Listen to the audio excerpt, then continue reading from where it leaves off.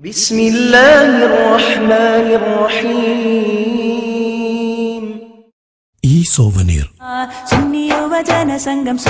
പ്രബോധന രംഗത്തെ പുതിയ സംരംഭം. ആദർശ പഠന രംഗത്ത് പുത്തൻ രീതിശാസ്ത്രം. പ്രഭാഷണങ്ങൾ, അഭിമുഖങ്ങൾ, ചർച്ചകൾ. പ്രാമാണികം, ആധികാരികം. പഠനവും വിനോദവും. ഈ സോവനീർ.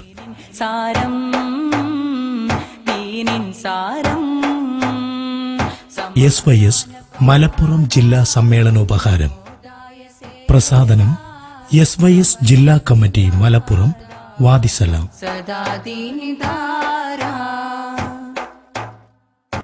സ്നേഹഗീതം പാടിയേ സ്നേഹസാഗര വീതിയേ മാനവ മലർവാടിയേ മോഹനപ്പൂ ചൂടിയേ സ്നേഹഗീതം പാടിയേ സ്നേഹസാഗര വീതിയേ മാനവ മലർവാടിയേ മോഹനപ്പൂ ചൂടിയേ സാരസമായി വമിക്കുന്നേ സാന്ത്വന വാക്ക് പരത്തുന്നേ പാവന ജീവിതമാക്കുന്നേ ആരിലും ശാന്തി വിതക്കുന്നേ.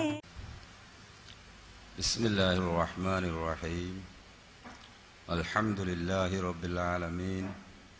വസ്സലാത്തു വസ്സലാമു അലാ സയ്യിദിനാ മുഹമ്മദിൻ വആലിഹി വസഹ്ബിഹി അജ്മഈൻ. വസ്സലാമു അലൈനാ വഅലാ ഇബാദില്ലാഹിസ് സ്വാലിഹീൻ. അഷ്ഹദു അൻ ലാ ഇലാഹ ഇല്ലല്ലാഹ് വഅഷ്ഹദു അന്ന മുഹമ്മദൻ റസൂലുള്ളാഹ്. അമ്മാ ബഅദ്. ബഹുമാനമുള്ള പണ്ഡിതന്മാരെ, സാദാത്തുക്കളെ, സുന്നത്ത് ജമാഅത്തിന്റെ പ്രവർത്തകരെ,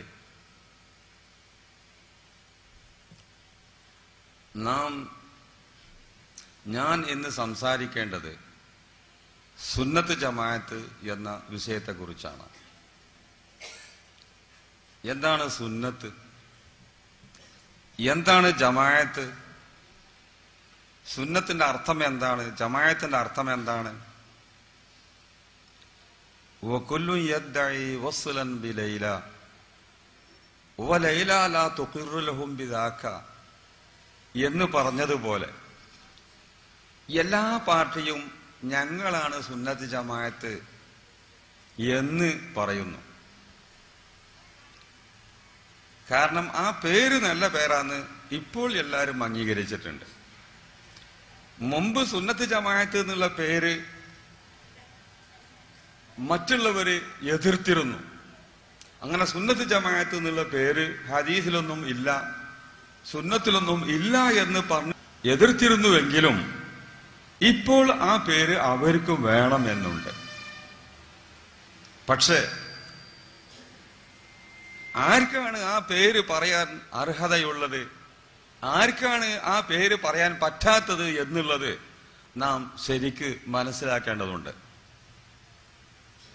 അല്ലാഹു സുബ്ഹാനഹു തആല മുസ്ലിങ്ങൾക്ക് വളരെയേറെ അനുഗ്രഹങ്ങൾ ചെയ്തിട്ടുണ്ട്. ലോകാടിസ്ഥാനത്തിൽ ചിന്തിച്ചാൽ തന്നെ അല്ലാഹു തആല മുസ്ലിങ്ങൾക്ക് വലിയ അനുഗ്രഹം ചെയ്തിട്ടുണ്ട്. മുസ്ലിങ്ങളുടെ എണ്ണം കൂടി കൂടി കൂടി വർദ്ധിച്ചു കൊണ്ടിരിക്കുകയാണ്. മുസ്ലിങ്ങൾക്ക് അല്ലാഹു തആല ഒരുപാട് സാമ്പത്തിക ശേഷി നൽകിയിട്ടുണ്ട്. ഞാനൊക്കെ പഠിക്കാൻ പോകുന്ന കാലത്ത് ലോകാടിസ്ഥാനത്തിൽ മുസ്ലിങ്ങളുടെ എണ്ണം ക്രിസ്ത്യാനികളുടെ നേരെ പകുതിയാണ്. ലോകത്ത് ഏറ്റവും വലിയ കക്ഷി, ഒരു മതത്തിന്റെ കക്ഷി എന്ന നിലക്ക് നോക്കുമ്പോൾ ക്രിസ്ത്യാനികളാണ് ലോകത്ത് ഏറ്റവും വലുത്. അതിന്റെ നേരെ പകുതിയാണ് മുസ്ലിങ്ങളുടെ എണ്ണം ഞാൻ സ്കൂളിൽ പോയിരുന്ന കാലഘട്ടത്തിൽ. ഇന്ന് നേരെ മറിച്ച് ലോകാടിസ്ഥാനത്തിൽ ഒരു കണക്ക് നോക്കുകയാണെങ്കിൽ മുസ്ലിങ്ങളും ക്രിസ്ത്യാനികളും ഒപ്പത്തിനൊപ്പാണ്. ക്രിസ്ത്യാനികളുടെ അത്ര തന്നെ എണ്ണം മുസ്ലിങ്ങളും ഉണ്ട്. കണ്ടോ ജനസംഖ്യ, മുസ്ലിങ്ങളുടെ സംഖ്യ, മുസ്ലിങ്ങളുടെ എണ്ണം വളരെയേറെ വർദ്ധിച്ചുകൊണ്ടിരിക്കുകയാണ്. ഇവിടെ മാത്രമല്ല, ലോകത്തെ ഒട്ടാകെ അമേരിക്കയിൽ തന്നെ എത്ര ആള്, ഇസ്ലാം മതം സ്വീകരിച്ചുകൊണ്ടിരിക്കുന്നു. ബ്രിട്ടനിൽ എത്ര ആൾ ഇസ്ലാം മതം സ്വീകരിച്ചുകൊണ്ടിരിക്കുന്നു? ഒരു ശിഷ്യൻ ബ്രിട്ടനിൽ അടുത്ത ഒരു പള്ളിയിലെ ഇമാമാണ്. അയാള് വന്നപ്പോ ഉസ്താദ് ഈ ഒരാഴ്ച 8 ആള് ഞാൻ മുഖേന മുസ്ലിമായി. ലണ്ടനില് ബ്രിട്ടീഷിന്റെ തലസ്ഥാനത്ത് ലണ്ടനില് 8 ആൾ ഈ ഒരാഴ്ച മുസ്ലിമായി എന്നാണ് അയാളോട് എന്നോട് പറഞ്ഞ റിപ്പോർട്ട്. ഇപ്പൊ അവിടെ ഒരു ML ഉണ്ട്. മുസ്ലിങ്ങൾക്ക് ഇങ്ങനെ എണ്ണം വർദ്ധിച്ചു കൊണ്ടിരിക്കുകയാണ്. സമ്പത്തിന്റെ രംഗത്ത് നോക്കുകയാണെങ്കിൽ അല്ലാഹു തആല ഈ കറുത്ത പൊന്ന് കൂടുതൽ കൊടുത്തത് മുസ്ലിങ്ങൾക്കാണ്. സാമ്പത്തിക രംഗത്ത് മുസ്ലിങ്ങൾ മുന്നേറിക്കൊണ്ടിരിക്കുകയാണ്. ഈ 2 കാര്യവും കൂടി മുസ്ലിങ്ങൾ 2 കാര്യത്തിലും മുന്നേറിക്കൊണ്ടിരിക്കുമ്പോൾ ശത്രുക്കൾക്ക്, ജൂത നസാറാക്കൾക്ക് അങ്ങേയറ്റത്തെ ഭയമാണ്. അവർ കണക്ക് കൂട്ടിയിട്ട് ഇതെന്താകുമെന്ന് അവർക്കൊരു അന്തം കിട്ടാത്ത ചേര്, അവർക്ക് അങ്ങേയറ്റത്തെ ഭയമാണ്. ആ സന്ദർഭത്തിൽ ശത്രുക്കൾ ചിന്തിക്കുന്നത് ഈ മുസ്ലിങ്ങളെ ക്ഷയിപ്പിക്കാൻ, മുസ്ലിങ്ങളുടെ ശക്തി ഇല്ലാതെയാക്കാൻ, മുസ്ലിങ്ങളുടെ എണ്ണം കുറക്കാൻ, മുസ്ലിങ്ങളുടെ സാമ്പത്തിക അവസ്ഥ ചുരുക്കിക്കൊണ്ടുവരാൻ എന്തുണ്ട് മാർഗമെന്ന് ശക്തമായി ആലോചിച്ചുകൊണ്ടിരിക്കുകയാണ്. അത് ലോകത്ത് എല്ലാവരും ഏതെങ്കിലും ഒരു ശക്തിയെ തകർക്കണമെന്ന് വിചാരിച്ചാൽ, ഒരു രാഷ്ട്രത്തെ തകർക്കണമെന്ന് വിചാരിച്ചാൽ, ഒരു സമുദായത്തെ തകർക്കണമെന്ന് വിചാരിച്ചാൽ അതിന് ഏറ്റവും നല്ല മാർഗം ആ സമുദായത്തിന്റെ ഇടയിൽ ഭിന്നിപ്പുണ്ടാക്കുക എന്നതാണ്. ഒരു രാഷ്ട്രത്തെ തകർക്കണമെങ്കിൽ ആ രാഷ്ട്രത്തിലുള്ള ആളുകൾ 2 വിഭാഗമായി തിരിഞ്ഞ് അവരങ്ങോട്ടും ഇങ്ങോട്ടും കുഴപ്പം കൂടിയാൽ മതി.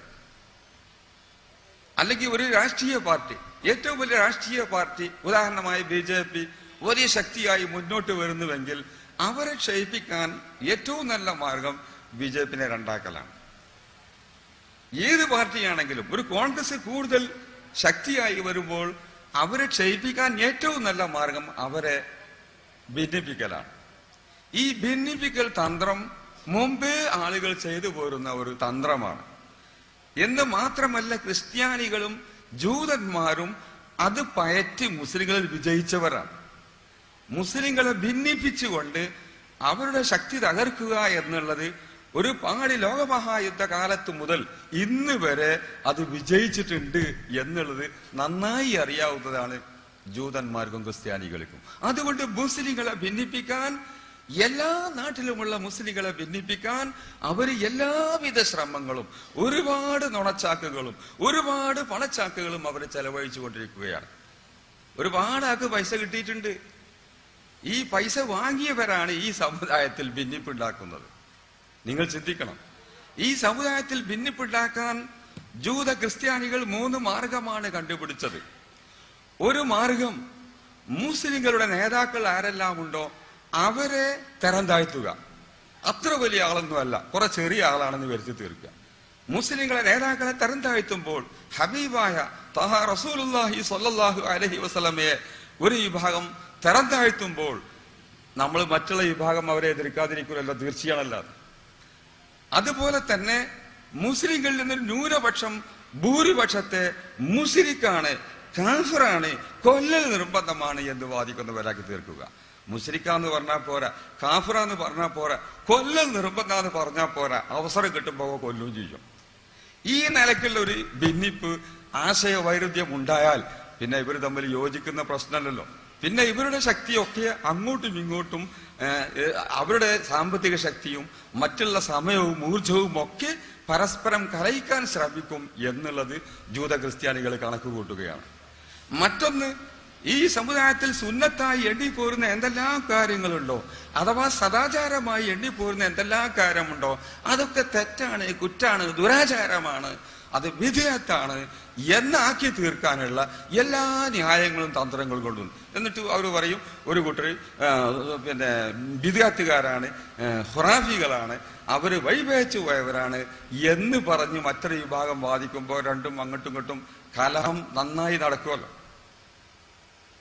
ഇങ്ങനെ മുസ്ലിങ്ങളെ ഭിന്നിപ്പിക്കാൻ, ഈ ഭിന്നിപ്പിക്കാനുള്ള ഏറ്റവും മാർഗം ഇസ്ലാമിന്റെ പുറത്തുള്ളവർ മുസ്ലിങ്ങളെ ഭിന്നിപ്പിച്ചാല് അത് അത്ര പൂർത്തിയാകൂല.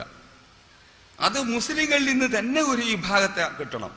എന്നിട്ട് മുസ്ലിങ്ങളിൽ നിന്നുള്ള ഒരു വിഭാഗം തന്നെ നബിയെ തരം താഴ്ത്തണം, സഹാബത്തിനെ തരം താഴ്ത്തണം, അയിമത്ത് മുജത്തഹീദീങ്ങളെ തരം താഴ്ത്തണം, ഇമാമുകളെയും തങ്ങന്മാരെയും മാലിബികളെയും തരം താഴ്ത്തണം. അത് മുസ്ലിങ്ങളിൽ നിന്ന് തന്നെ ഒരു വിഭാഗത്തെ കിട്ടണം. അതിനാണ് ജൂത ക്രിസ്ത്യാനികൾ ശ്രമിക്കുന്നത്. മുമ്പ് നിങ്ങൾ കേട്ടിട്ടുണ്ടാകും, മരം മുറിച്ചാൻ വേണ്ടി ആരോ മഴുമായി തായില്ലാതെ വെറും മഴുവേറ്റ് മരയിലേക്ക് കയറിയപ്പോ ചെറിയ മരങ്ങൾ പറഞ്ഞു, നമ്മളെ കൊല്ലാൻ നശിപ്പിക്കാൻ വരുന്നുണ്ട് ഒരാള് എന്ന് പറഞ്ഞപ്പോ വലിയ മരം ചോദിച്ചു, ആ ആളെ കൂടെ നമ്മളെ പാർട്ടിയിലുള്ളവരുണ്ടോന്ന് ചോദിച്ചു. അത് തായുണ്ടോ മരണ്ടോ? വെറും ഇരുമ്പുള്ളൂ, ആ വെറും മഴു മാത്രമേ ഉള്ളൂ. അപ്പൊ വലിയ മരങ്ങൾ പറഞ്ഞു, എന്നാ നമ്മൾ നശിപ്പിക്കാൻ കഴിയില്ല. അങ്ങനെ ഇവൻ പോയി കുറെ വെറും മഴുകൊണ്ട് മരത്തിന്റെ മുരറ്റ് കുറെ കുത്തിയെങ്കിലും കാര്യമായി പരിക്കൊന്നും ഉണ്ടാക്കാൻ കഴിയില്ല. പിന്നെ ഒരിക്കൽ ആ മഴുവിന് ഒരു തായി കൂട്ടി അവന് മലയിലേക്ക് മുറിച്ചാൻ പോയപ്പോഴും ചെറിയ മരങ്ങൾ പറഞ്ഞു നമ്മളെ നശിപ്പിക്കാൻ വരുന്നുണ്ട്. അപ്പൊ വലിയ മരങ്ങൾ പറഞ്ഞു, നമ്മളെ കൂട്ടത്തിലുള്ളവർ ആരെങ്കിലും ഒപ്പുണ്ടോ, മരം ഒപ്പുണ്ടോ എന്ന് വെച്ചിട്ടുണ്ട്. അപ്പൊ തായി മരം ഒപ്പുണ്ട്, നല്ല ഒരു കാഞ്ഞിരത്തിന്റെ മരം ഒപ്പുണ്ട്. അപ്പൊ വലിയ മരങ്ങൾ പറഞ്ഞു, എന്നാ നശിച്ചത് തന്നെ. ഇവൻ ആ തായി കൊണ്ട് വെട്ടി മുറിച്ച് സർവ്വ മരങ്ങളും നശിപ്പിച്ചു. ഇതുപോലെ മുസ്ലിങ്ങളിൽ നിന്നുള്ള ഒരു വിഭാഗം തായി ആയിട്ട് പ്രവർത്തിച്ചാല് നശിപ്പിക്കാൻ വേണ്ട, മുസ്ലിങ്ങളിൽ ഭിന്നിപ്പിക്കണം വേണ്ട. അതിന് വലിയ പ്രശ്നം. മുസ്ലിങ്ങളിൽ നിന്നൊരു വിഭാഗത്തെ കിട്ടണം. ഈ തന്ത്രം മനസ്സിലാക്കിയവരാണ് ജൂതന്മാരും ക്രിസ്ത്യാനികളും. ഭിന്നിപ്പിക്കാൻ വേണ്ടി, കിട്ടാൻ വേണ്ടി കണക്കറ്റ പൈസ ജൂതന്മാരും ക്രിസ്ത്യാനികളും ചെലവഴിച്ചുകൊണ്ടിരിക്കുകയാണ്. നിങ്ങൾ ചിന്തിക്കണം, ഇപ്പൊ ചങ്ങരംകുളത്ത് 17 കോടി ഉറുപ്പികയാണ് അവരെ യോഗത്തിന് അവർ ചെലവഴിച്ചത്. എവിടുന്ന ഈ 17 കോടി ഉറുപ്പിക? നിങ്ങൾ ചിന്തിച്ചിട്ടുണ്ടോ? പൈസക്ക് ആ ഭാഗത്ത് ഒരു ക്ഷാമവുമില്ല. എങ്ങനെ ക്ഷാമം ഉണ്ടാകാന്? പക്ഷെ ഒന്നുണ്ട്, ഈ പൈസ ആർക്കേ കിട്ടുള്ളൂ? നേതാക്കൾക്കേ കിട്ടുള്ളൂ. ഈ അനുയായികൾ വെറുതെ നടക്കുകയാണ്. അനുയായികൾ വെറുതെ ഓരോ മുസ്ലിക്ക് ഇവനെ മുസ്ലിക്ക്, ഈ മുസ്ലിക്കാക്ക എന്ന് പറഞ്ഞാല് വാസ്തവത്തില് ഈ പറയുന്ന ആളെ വാപ്പാനെയും മുസ്ലിക്കാക്കാണ്. ഈ നിങ്ങൾ ചിന്തിച്ചിട്ടുണ്ടോ? ഇപ്പൊ ഇവര് പറഞ്ഞത് 30 ലക്ഷം ആള് ഹജ്ജ് ചെയ്യുന്നതിൽ 5 ലക്ഷം മുസ്ലിങ്ങളുള്ളൂ, ബാക്കിയുള്ള 25 ലക്ഷം ആളുകളും മുശ്രിക്കുകളാണ്, തനി കാഫിറുകളാണ്. അതുകൊണ്ടാണ് മിനയിൽ ഈ ദുരന്തം ഉണ്ടാകുന്നത്. മിനയിൽ ഇടക്കിടക്കൊക്കെ ദുരന്തം ഉണ്ടാകുന്നുണ്ടല്ലോ. അതിന് കാരണം അവിടെ കൂടിയ ആളുകളൊന്നും മുഴുവനും മുസ്ലിങ്ങളല്ല. അത് ബഹുഭൂരിപക്ഷവും 30 ലക്ഷം ഉണ്ടെങ്കിൽ അതിന് 5 ലക്ഷം മുസ്ലിങ്ങളുള്ളൂ. ബാക്കിയുള്ളവരൊക്കെ അബൂജഹലുമാരാണ്, അവര് മുസ്ലിങ്ങളെ അല്ല എന്നാണ് അവര് പറയുന്നത്. ഈ പറയുന്നത് കൊണ്ട് ആരൊക്കെയാണ് മുശ്രിക്കാക്കുന്നത്? ഈ കണ്ട തങ്ങന്മാരെയും ആലിമീങ്ങളെയും സാലിഹീങ്ങളെയും മുഴുവനും മുശ്രിക്കാക്കി. ഒരാളെ മുശ്രിക്കാക്കി അതിന്റെ കുറ്റത്തര നിങ്ങൾ ചിന്തിച്ചിട്ടുണ്ട്? ഒരൊറ്റ ആളെ മുശ്രിക്കാക്കിയാൽ അതിന്റെ കുറ്റത്തരാണ്. എന്നിട്ടാണ് ഇപ്പൊ ഈ 25 ലക്ഷം മുസ്ലിങ്ങളെ മുശ്രിക്കാക്കുന്നത്. ബാലില്ലാത്ത പയ്യനത്തെ മുണ്ടി മുറിക്കാന്ന് പറഞ്ഞാൽ രാമന് കാഫറാണ് പേടില്ലല്ലോ. രാമന് ഞാൻ അങ്ങനെ പറഞ്ഞാൽ ഇങ്ങനെ പറഞ്ഞാൽ കാഫറാകുമോ എന്നുള്ളൊരു പേടി ഉണ്ടാവും. പക്ഷെ ഇവർക്ക് ഇപ്പൊ അങ്ങനെ എല്ലാരെയാണ് മുസ്ലിക്കാക്കിയാലും ഇവർക്ക് മുസ്ലിക്കാണ് കാഫറാണ് പേടിയല്ല. ഇവര് മുസ്ലിക്കാക്കുന്നത് നമ്മെ മാത്രമല്ല, ഇവരുടെ വാപ്പമാരെയും ഉമ്മമാരെയും മുസ്ലിക്കാക്കുക ചെയ്യണത്. ഇവരെ വാപ്പയും ഉമ്മയും ഒന്നിരിക്കൽ നേരെ വാപ്പ, അല്ലെങ്കിൽ വാപ്പന്റെ വാപ്പ, അല്ലെങ്കിൽ നേരെ ഉമ്മ, അല്ലെങ്കിൽ ഉമ്മന്റെ ഉമ്മ സുന്നിയായിരിക്കുമല്ലോ. അപ്പോ ഇവരുടെ വാപ്പമാരെയും ഇവരുടെ ഉമ്മമാരെയും ഒക്കെ മുശ്രിക്കാക്കുക ചെയ്യണത്. വാപ്പുള്ളവർക്കല്ലേ വാപ്പാനെ മുശ്രിക്കാക്കിയുള്ള വേദന അറിയുള്ളൂ. ഉമ്മുള്ളവർക്കല്ലേ ഉമ്മാനെ മുശ്രിക്കാക്കിയുള്ള വേദന അറിയുള്ളൂ. ഇവർക്ക് ആ വേദന ഒന്നും അറിയണില്ല. ഇവർക്ക് അതുകൊണ്ട് ഒരു ഭയവുമില്ല, ഒരു പേടിയുമില്ല. ആരെയും മുശ്രിക്കാക്കുക. നിങ്ങൾ ചിന്തിക്കണം. ഇതിനൊക്കെ അവർക്ക് പൈസ കിട്ടിയാൽ ഏതിനാ ആളെ കിട്ടാത്തത്? എന്തിനും ആളെ കിട്ടും. അവർ തന്നെ പറയുന്ന സീഡികളുണ്ട്, അതൊക്കെ ഇവര് എടുത്തു കാണിക്കും. ഇവർ തന്നെ നീ മുജാഹിദായത് പൈസ കിട്ടിയിട്ടല്ലേ, അവിടുന്ന് പൈസ കിട്ടിയിട്ടല്ലേ എന്ന് ഇവർ തന്നെ മുജാഹിദുകൾ തന്നെ തമ്മിൽ പറയുന്നതായിട്ട് സീഡികൾ ധാരാളമുണ്ട്, ഒക്കെ ഇവര് കാണിക്കുന്നുണ്ട്. പക്ഷെ സാധാരണക്കാര് വെറുതെ ഉമ്മാനെയും ബാപ്പാനെയും ഗാഫറാക്കി മുശ്രിക്കാക്കി ഈ സമുദായത്തെ ഭിന്നിപ്പിച്ചത് കൊണ്ട് അവർക്ക് എന്ത് കാര്യം? നേതാക്കൾക്ക് പൈസ കിട്ടി, ശരിയാണ്. അനുയായികൾക്ക് എന്ത് കിട്ടി? ആ പൈസ കിട്ടിയല്ലോ അതിയായിട്ട് കടന്നോട്ടേതല്ലാതെ അനുയായികൾ അതിന്റെ പിന്നാലെ നടക്കേണ്ട ആവശ്യമുണ്ടോ? നിങ്ങൾ ചിന്തിക്കണം. അപ്പൊ ചുരുക്കത്തിൽ വളരെയേറെ കരുതലോടുകൂടെ നാം മുന്നോട്ട് നീങ്ങേണ്ടതുണ്ട്. എങ്ങനെയെങ്കിലും ഭിന്നിപ്പിച്ച് തമ്മിൽ കലഹിച്ച് നമ്മുടെ സമ്പത്തും ഊർജവും നശിപ്പിക്കണമെന്നതാണ് ശത്രുക്കൾ വിചാരിക്കുന്നത്. അതിൽ നിന്ന് രക്ഷ നേടാനുള്ള എല്ലാ മാർഗവും നാം കാത്തു സൂക്ഷിച്ചേ തീരൂ. അവരുടെ ശത്രുക്കളുടെ എല്ലാ കോന്തരങ്ങളും നമ്മൾ പരാജയപ്പെടുത്തിയേ തീരൂ. ഈ മുജാഹിദുകളുടെ, ഈ ജമാഅത്തുകാരുടെ, അതുപോലെ തന്നെ ഇവിടുത്തെ മറ്റ് വിധേയി കക്ഷികളുടെ എല്ലാ ശക്തികളെയും പ്രതികരിച്ചേ തീരൂ. അതല്ലെങ്കിൽ മുസ്ലിങ്ങൾക്ക് നാശമാണ്.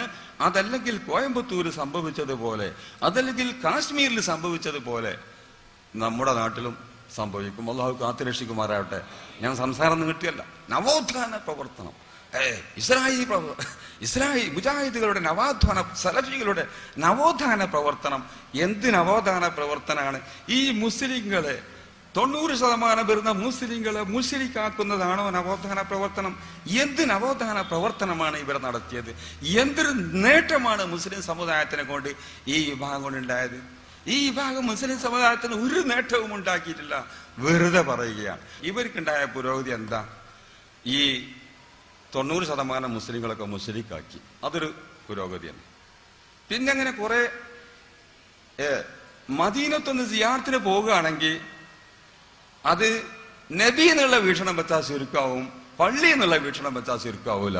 അതും ഭയങ്കര കണ്ടുപിടുത്താണ്. ഉഹദിലൊന്ന് പോവുകയാണെങ്കിൽ, ബദറിലൊന്ന് പോവുകയാണെങ്കിൽ, ഒരു ചരിത്രം അന്വേഷണം എന്ന നിലക്ക് പോവുകയാണെങ്കിൽ ചുരുക്കാവൂല. അല്ല ബദരീങ്ങളെയും ഉഹദീങ്ങളെയും വിചാരിച്ച് പോവുകയാണെങ്കിൽ ചുരുക്കാവും. ഇതാപ്പോ ഒരു കണ്ടുപിടിച്ച്. മറ്റൊരാറ്റം പോകുമ്പോ ഹൈഡ്രജൻ പോകുമ്പോ കണ്ടുപിടിച്ച്. ഇവര് കണ്ടുപിടിച്ചത് ഇതാണ്. കാക്കന്മാരെ, നിങ്ങളാണോ ഈ സമുദായത്തിൽ വല്ല നവോത്ഥാന പ്രവർത്തനം? എന്ത് നവോത്ഥാനങ്ങൾക്കുള്ളത്? കുറച്ചും കൂടി കൂടുതൽ ചിന്തിച്ചു. ഈ മുജാഹിദുകൾ കുറച്ചുകൂടി കൂടുതൽ ചിന്തിച്ചിട്ട് എന്താ ചിന്തിച്ചിട്ടായത്? 3 തലാക്ക് ഒപ്പം ചൊല്ലിയാൽ ഒരു തലാക്കേ ആകുള്ളൂ. 3 തലാക്ക് 3 തവണകളിലായി തലാക്ക് ചൊല്ലിയാലേ 3 കൂട്ടുള്ളൂ. ഒരു ഉദാഹരണം പറയാം. ഇപ്പൊ ഞാൻ നിങ്ങൾക്ക് 3 റുപ്യ തരാണ്ട്. 3 റുപ്യ തരാനുള്ളത് തന്ന് വീട്ടണമെങ്കിൽ ആദ്യം 1 റുപ്യ തരണം, പിന്നെ 1 മാസം കഴിഞ്ഞിട്ട് 1 റുപ്യ തരണം, പിന്നെ 1 മാസം കഴിഞ്ഞിട്ട് 1 റുപ്യ കൂടി തരണം. അങ്ങനെ 3 മാസം കൊണ്ട് 3 റുപ്യ തന്നു തീർത്താൽ അത് 3 റുപ്യായി കൂട്ടും. ഒറ്റയടിക്കാണ് 3 റുപ്യ കൊടുത്താൽ അത് 1 റുപ്യായിട്ടേ കൂട്ടുള്ളൂ. ഒറ്റടിക്ക് 3 തലാക്കും ഒപ്പം ചെല്ലിയ അത് 1 തലാക്കായിട്ടേ കൂട്ടുള്ളൂ എന്ന്. ത്രിയേകത്വം. ഇതുകൊണ്ട് സമുദായത്തിന് എന്ത് നവോത്ഥാനം എന്ന് പറഞ്ഞ് ഈ ആദ്യ നവോത്ഥാന പ്രവർത്തനമാണോ ഇവർക്കുള്ളത്? ഒരു നവോത്ഥാന പ്രവർത്തനവും ഇവരിൽ നിന്നുള്ള നവോത്ഥാനം എന്ന് വെറുതെ പറയാന്നല്ലാതെ, അവരെ പേര് പോലെ തന്നെ പല്ലില്ലാത്തവരെ പറ്റി പല്ലാന്ന് വിളിച്ചണ മാതിരി, കണ്ണില്ലാത്തവരെ കണ്ടി കണ്ണാന്ന് വിളിച്ചണ മാതിരി, ചെകിടില്ലാത്തവർ ചെകിടാന്ന് വിളിച്ചണ മാതിരി അല്ലാതെ ഒരു നവോത്ഥാന പ്രവർത്തനവും ഇവരിൽ നിന്നുണ്ടായിട്ടില്ല. ആളുകൾക്ക് വളരെയേറെ ആത്മീയതയുണ്ടായിരുന്നു, മതവിശ്വാസമുണ്ടായിരുന്നു, നബിനോട് മഹബത്ത് ഉണ്ടായിരുന്നു, ഔലിയാക്കളോട് മഹബത്ത് ഉണ്ടായിരുന്നു, ഔലിയാക്കളോട് മതിപ്പുണ്ടായിരുന്നു. അതൊക്കെ ഇല്ലാതാക്കി തീർത്ത് ആ സ്ഥാനത്ത് റേഡിയോ, സിനിമ, മറ്റ് കളികള് ഇത് നടപ്പിലാക്കി എന്നുള്ള ഈ സമുദായത്തിൽ എന്ത് പുരോഗതി അവരുണ്ടാക്കി? ഇതൊക്കെ നടപ്പിലാക്കി. ശരിയാണ്. അപ്പൊ ഞാൻ പറയുന്നത്, വെറും സമുദായത്തിൽ ഭിന്നിപ്പുണ്ടാക്കിയിട്ട് മുസ്ലിങ്ങളുടെ ശക്തിയും ഊർജവും നശിപ്പിക്കുക എന്ന ലക്ഷ്യമല്ലാതെ ഇവരെ കൊണ്ട് സമുദായത്തിന് ഒരു നേട്ടവും ഉണ്ടാകുന്നില്ല എന്നുള്ളത് നമ്മൾ തുറന്ന് മനസ്സിലാക്കേണ്ട ഒരു സത്യമാണ്. അതുകൊണ്ട് ഞാൻ പറയുകയാണ്. എന്റെ വിഷയം സുന്നത്ത് ജമാഅത്താണ്. ഞാൻ അതിനെ സംബന്ധിച്ചാണ് പറയാൻ പോകുന്നത്. ഇവര് ഭിന്നിപ്പിക്കാൻ വേണ്ടി ഇവര് ചെയ്യുന്ന, നേരത്തെ നിങ്ങൾ സാധാരണ കേട്ടതാണ്, മുസ്ലിങ്ങളുടെ നേതാക്കളെ കഴിവനുസരിച്ച് തരം താഴ്ത്തുക. നബിനെ എത്ര കണ്ട് താഴ്ത്താൻ കഴിയുമോ അത്ര കണ്ട് തരം താഴ്ത്തുക. അതന്നെ ജൂതന്മാരും ക്രിസ്ത്യാനികളും പതുക്കെ നബിനെ എങ്ങനെ തരം താഴ്ത്താൻ കഴിയും? അങ്ങനെയൊക്കെ അവർ പല കാർട്ടൂണുകളും ഇറക്കിയും കൊണ്ട് നബിനെ അങ്ങേയറ്റം ചെറുതാക്കി കാണിക്കാൻ അമേരിക്കയും ബ്രിട്ടനും മറ്റ് യൂറോപ്യൻ രാജ്യങ്ങളും പലതും ചെയ്തുകൊണ്ടിരിക്കുന്നുണ്ട്. നിങ്ങൾ പത്രത്തിൽ വായിച്ചിട്ടുണ്ടാകും. എന്നിട്ട് മുസ്ലിം രാഷ്ട്രങ്ങളിലുള്ളവരെ അതിനെ പ്രതിഷേധിക്കുന്നുണ്ട്, എതിർക്കുന്നുമുണ്ട്. അതങ്ങനെ ഒരു ഭാഗം. ഇവരും അതിന്റെ ചെയ്യണത് പതുക്കെ നബിനെ എങ്ങനെയെങ്കിലും ചെറുതാക്കി കാണിക്കുക എന്നതാണ് ഇവർ ചെയ്യുന്ന. ഇവരടുത്തുള്ള തെറ്റുകൾ വിദ്യാർത്ഥികളാണ് പറയുന്നത്.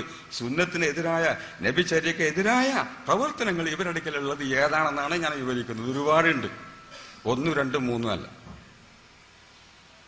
നിങ്ങൾ ചിന്തിക്കുന്നുണ്ടോ? നബി സല്ലല്ലാഹു അലൈഹി വസല്ലമയെ ഇവർ സമുദായത്തിന് പരിചയപ്പെടുത്തി. ഒരു സാധാരണ നുബുവത്ത് കിട്ടുന്നതിന് മുമ്പായി, വഹി കിട്ടുന്നതിന് മുമ്പായി ഒരു അറബി പയ്യനായിരുന്നു, സാധാരണയുള്ള ഒരു അറബി പയ്യനായിരുന്നു എന്ന് എത്ര തവണയാണ് ഇവർ പ്രസംഗിക്കുന്നത്? നിങ്ങൾ കേട്ടിട്ടുണ്ടാകുന്ന പ്രസംഗമൊക്കെ ഇവർ എടുത്തു കാണിക്കും. ഒരു അറബി പയ്യനായിരുന്നു. മാത്രമല്ല, നബിനെ ഒന്നുകൂടി തരം താഴ്ത്താൻ വേണ്ടി നബിന്റെ ഉമ്മയും ബാപ്പയും കാഫിറായിരുന്നു. നബിനെ ഒന്നുകൂടി ചെറുതാക്കാൻ വേണ്ടിയിട്ട് നബി വലുതാണത് വലിയ പേടിയാ. നബിന്റെ ഉമ്മയും ബാപ്പയും കാഫിറായിരുന്നു. കാര്യമായിട്ട് അതാ ചർച്ച ചെയ്യേണ്ട വിഷയം. നബിന്റെ ഉമ്മ നമ്മൾ കാഫിറോ ഉമ്മിനോ നോക്കല്ലാതെ മുമ്പുള്ള കാര്യമായിട്ട് അതാപ്പം ഇവർക്ക് തീരുമാനിക്കണ്ട്. ഇവിടെ കള്ളു പിടിക്കുന്നവരുണ്ട്, പെണ്ണു പിടിക്കുന്നവരുണ്ട്, ഒരുപാട് കൊള്ളക്കാരുണ്ട്, അവരൊക്കെ എതിർത്ത് അതൊക്കെ തെറ്റാന്ന് സ്ഥാപിക്കുന്നതിന് പകരം നബിന്റെ ഉമ്മയും ബാപ്പയും കാഫിറാണോ മുസ്ലിമാണോ അപ്പൊ തീരുമാനിക്കേണ്ട വിഷയം. അത് കാഫിറാണ് തീരുമാനിക്കൽ അവരെ മെയിൻ വിഷയം. ഇവരുടെ നവോത്ഥാന പ്രവർത്തനമാണ്. നബിന്റെ ഉമ്മയും ബാപ്പയും കാഫിറായിരുന്നു. മാത്രമല്ല, നബി വഫാത്തായി കഴിഞ്ഞാൽ നബിക്ക് ഒരു പ്രത്യേകതയുമില്ല. നിങ്ങൾ ചിന്തിക്കണം. നമ്മൾ റബീഉൽ അവ്വൽ മാസം വന്ന നബിന്റെ മദ്ഹ് ഹുബ്ബുർ റസൂൽ ഇവിടെ പ്രസംഗിച്ചുകൊണ്ടിരിക്കുകയാണ്. ഇവർ ആ സ്ഥാനത്ത് എഴുതുന്നതും പ്രസംഗിക്കുന്നതും എന്താണ്? മുഹമ്മദ് നബി സല്ലല്ലാഹു അലൈഹി വസല്ലമ പോലും അല്ലാഹു തആലാക്ക് പൂർണ്ണമായി വഴിപ്പെട്ടിട്ടില്ല. ദിവസേന 70 പ്രാവശ്യം അസ്തഗ്ഫിറുല്ലാഹ് പറഞ്ഞിരുന്നു. ഒരു റിവായത്തിൽ 100 തവണ അസ്തഗ്ഫിറുല്ലാഹ് പറഞ്ഞിരുന്നു. ഇതാണ് എഴുതി പ്രസംഗിക്കും. നമ്മൾ ഹുബ്ബുർ റസൂൽ പറയുമ്പോൾ, നമ്മൾ നബിയുടെ മദ്ഹുകൾ എഴുതുമ്പോൾ ഇവർക്ക് എഴുതാനുള്ളത് എന്താണ്? ചിന്തിക്കണം. മുഹമ്മദ് നബി സല്ലല്ലാഹു അലൈഹി വസല്ലമ പോലും അല്ലാഹു തആലാക്ക് പരിപൂർണമായി വഴിപ്പെട്ടിട്ടില്ല. ദിവസേന 70 വട്ടം അസ്തഗ്ഫിറുല്ലാഹ് പറഞ്ഞിരുന്നു. സ്നേഹിതന്മാരെ, മുസ്ലിം ലീഗിന്റെ നേതാവുണ്ട്. മുസ്ലിം ലീഗിന്റെ നേതാവ് ശിഹാബ് തങ്ങള് ദിവസം 70 തെറ്റ് ചെയ്യും, 70 വട്ടം അസ്തഗ്ഫിറുല്ലാഹ് പറയും. അതിലേക്ക് 100 തെറ്റ് ചെയ്യും, 100 വട്ടം അസ്തഗ്ഫിറുല്ലാഹ് പറയും എന്ന് പറഞ്ഞാല് ആ ലീഗുകാരുടെ അവസ്ഥ എന്താ? ആ ലീഗുകാരൻ പിന്നെ ലീഗിൽ നിലക്കും. അതല്ലെങ്കിൽ ഒരു കോൺഗ്രസിന്റെ നേതാവ്, ആ നേതാവിനെ സംബന്ധിച്ച് അദ്ദേഹം ദിവസേന 100 തെറ്റ് ചെയ്തിരുന്നു, അല്ലെങ്കിൽ 70 തെറ്റ് ചെയ്തിരുന്നു എന്ന് പറയുന്ന വല്ല വർഗവും വല്ല സമുദായവും ഈ ലോകത്തുണ്ടോ? ചിന്തിക്കണം. നമ്മൾ റബീഉൽ അവ്വൽ മൗലൂദ് ഓതിയാ ശിർക്കാവും, നമ്മൾ അമുസ്ലിമാവും എന്ന് തോന്നിപ്പിച്ചുകൊണ്ട്, റബീഉൽ അവ്വൽ മൗലൂദ് ഓതിയാൽ അമുസ്ലിമായി എന്ന് പ്രചരിപ്പിച്ചുകൊണ്ട് അവര് നബിയുടെ മദ്ഹ് പറയുന്നതിന് പകരം അവർ ലോകത്ത് പ്രചരിപ്പിച്ചുകൊണ്ടിരിക്കുന്ന ഇതാണ്. മുഹമ്മദ് നബി സല്ലല്ലാഹു അലൈഹി വസല്ലമ പോലും പരിപൂർണമായി അല്ലാഹു തആലാക്ക് വഴിപ്പെട്ടിട്ടില്ല. വെറും ഒരു അറബി പയ്യനായിരുന്നു. വഴി കിട്ടുന്നതിന് മുമ്പ് വെറും ഒരു അറബി പയ്യനായിരുന്നു. ആ റൗള കള്ളജാറമാണ്. ഞങ്ങൾക്ക് ഭരണം കിട്ടിയാൽ അത് തച്ചു പൊളിക്കും എന്ന് പറയുന്ന ഇവര്, നബിനെ തരം താഴ്ന്ന ഇവര്, നബിന്റെ മാതാപിതാക്കൾ കാഫിറുകളാണ് എന്ന് പറയുന്ന ആളുകൾക്കുള്ള പേരാണ് പോലും സലഫികൾ. സലഫികൾ എന്നാണ് ഇതിന്റെ അർത്ഥം എന്താ? ചങ്ങരംകുളം യോഗത്തില് സലഫി എന്നാണ് ഇതിന്റെ അർത്ഥം അവരുടെ നോട്ടീസിൽ പ്രസിദ്ധീകരിച്ചിട്ടുണ്ട്. സലഫികൾ എന്ന് പറഞ്ഞാൽ സഹാബത്ത്, താബിഈങ്ങൾ, താബിഈങ്ങൾ, നബിയുടെ നേരെ ശിഷ്യന്മാര്, ശിഷ്യന്മാരുടെ ശിഷ്യന്മാര്, അവരുടെ ശിഷ്യന്മാര്, ഇങ്ങനെ ഖൈറുൽ ഖുറൂനി ഖർനി സുമ്മല്ലദീന യലൂനഹും സുമ്മല്ലദീന യലൂനഹും എന്ന് പറഞ്ഞ ആ 3 നൂറ്റാണ്ടിലുള്ള ആളുകളാണ് സലഫ്. അവരുടെ ആശയത്തിലും ആദർശത്തിലുമാണ് ഞങ്ങൾ, അതുകൊണ്ട് ഞങ്ങൾക്ക് സലഫികൾ എന്ന് പറയുന്നു എന്നാണ് അവർ നോട്ടീസിൽ എഴുതിയത്. സഹാബത്തിന്റെ മാർഗത്തിലാണ് പോലും ഇവർ, സഹാബത്തിന്റെ ആശയമാണ് പോലെ ഇവരുടെ ആശയം. സഹാബത്തിന്റെ ആശയം എന്താണ്? മുഹമ്മദ് നബി പരിപൂർണമായി വഴിപ്പെട്ടിട്ടില്ല എന്നാ. ഇതാണോ സഹാബത്തിന്റെ ആശയം? ഇവർ സലഫികളാ. മുഹമ്മദ് നബി പരിപൂർണമായി അല്ലാഹു തആലാക്ക് വഴിപ്പെട്ടിട്ടില്ല എന്നുള്ളതാ. ഇതായിരുന്നുവോ സഹാബത്തിന്റെ ആശയം? പിന്നെ എങ്ങനെ ഇവർക്ക് സലഫികൾ എന്ന് പറഞ്ഞത്?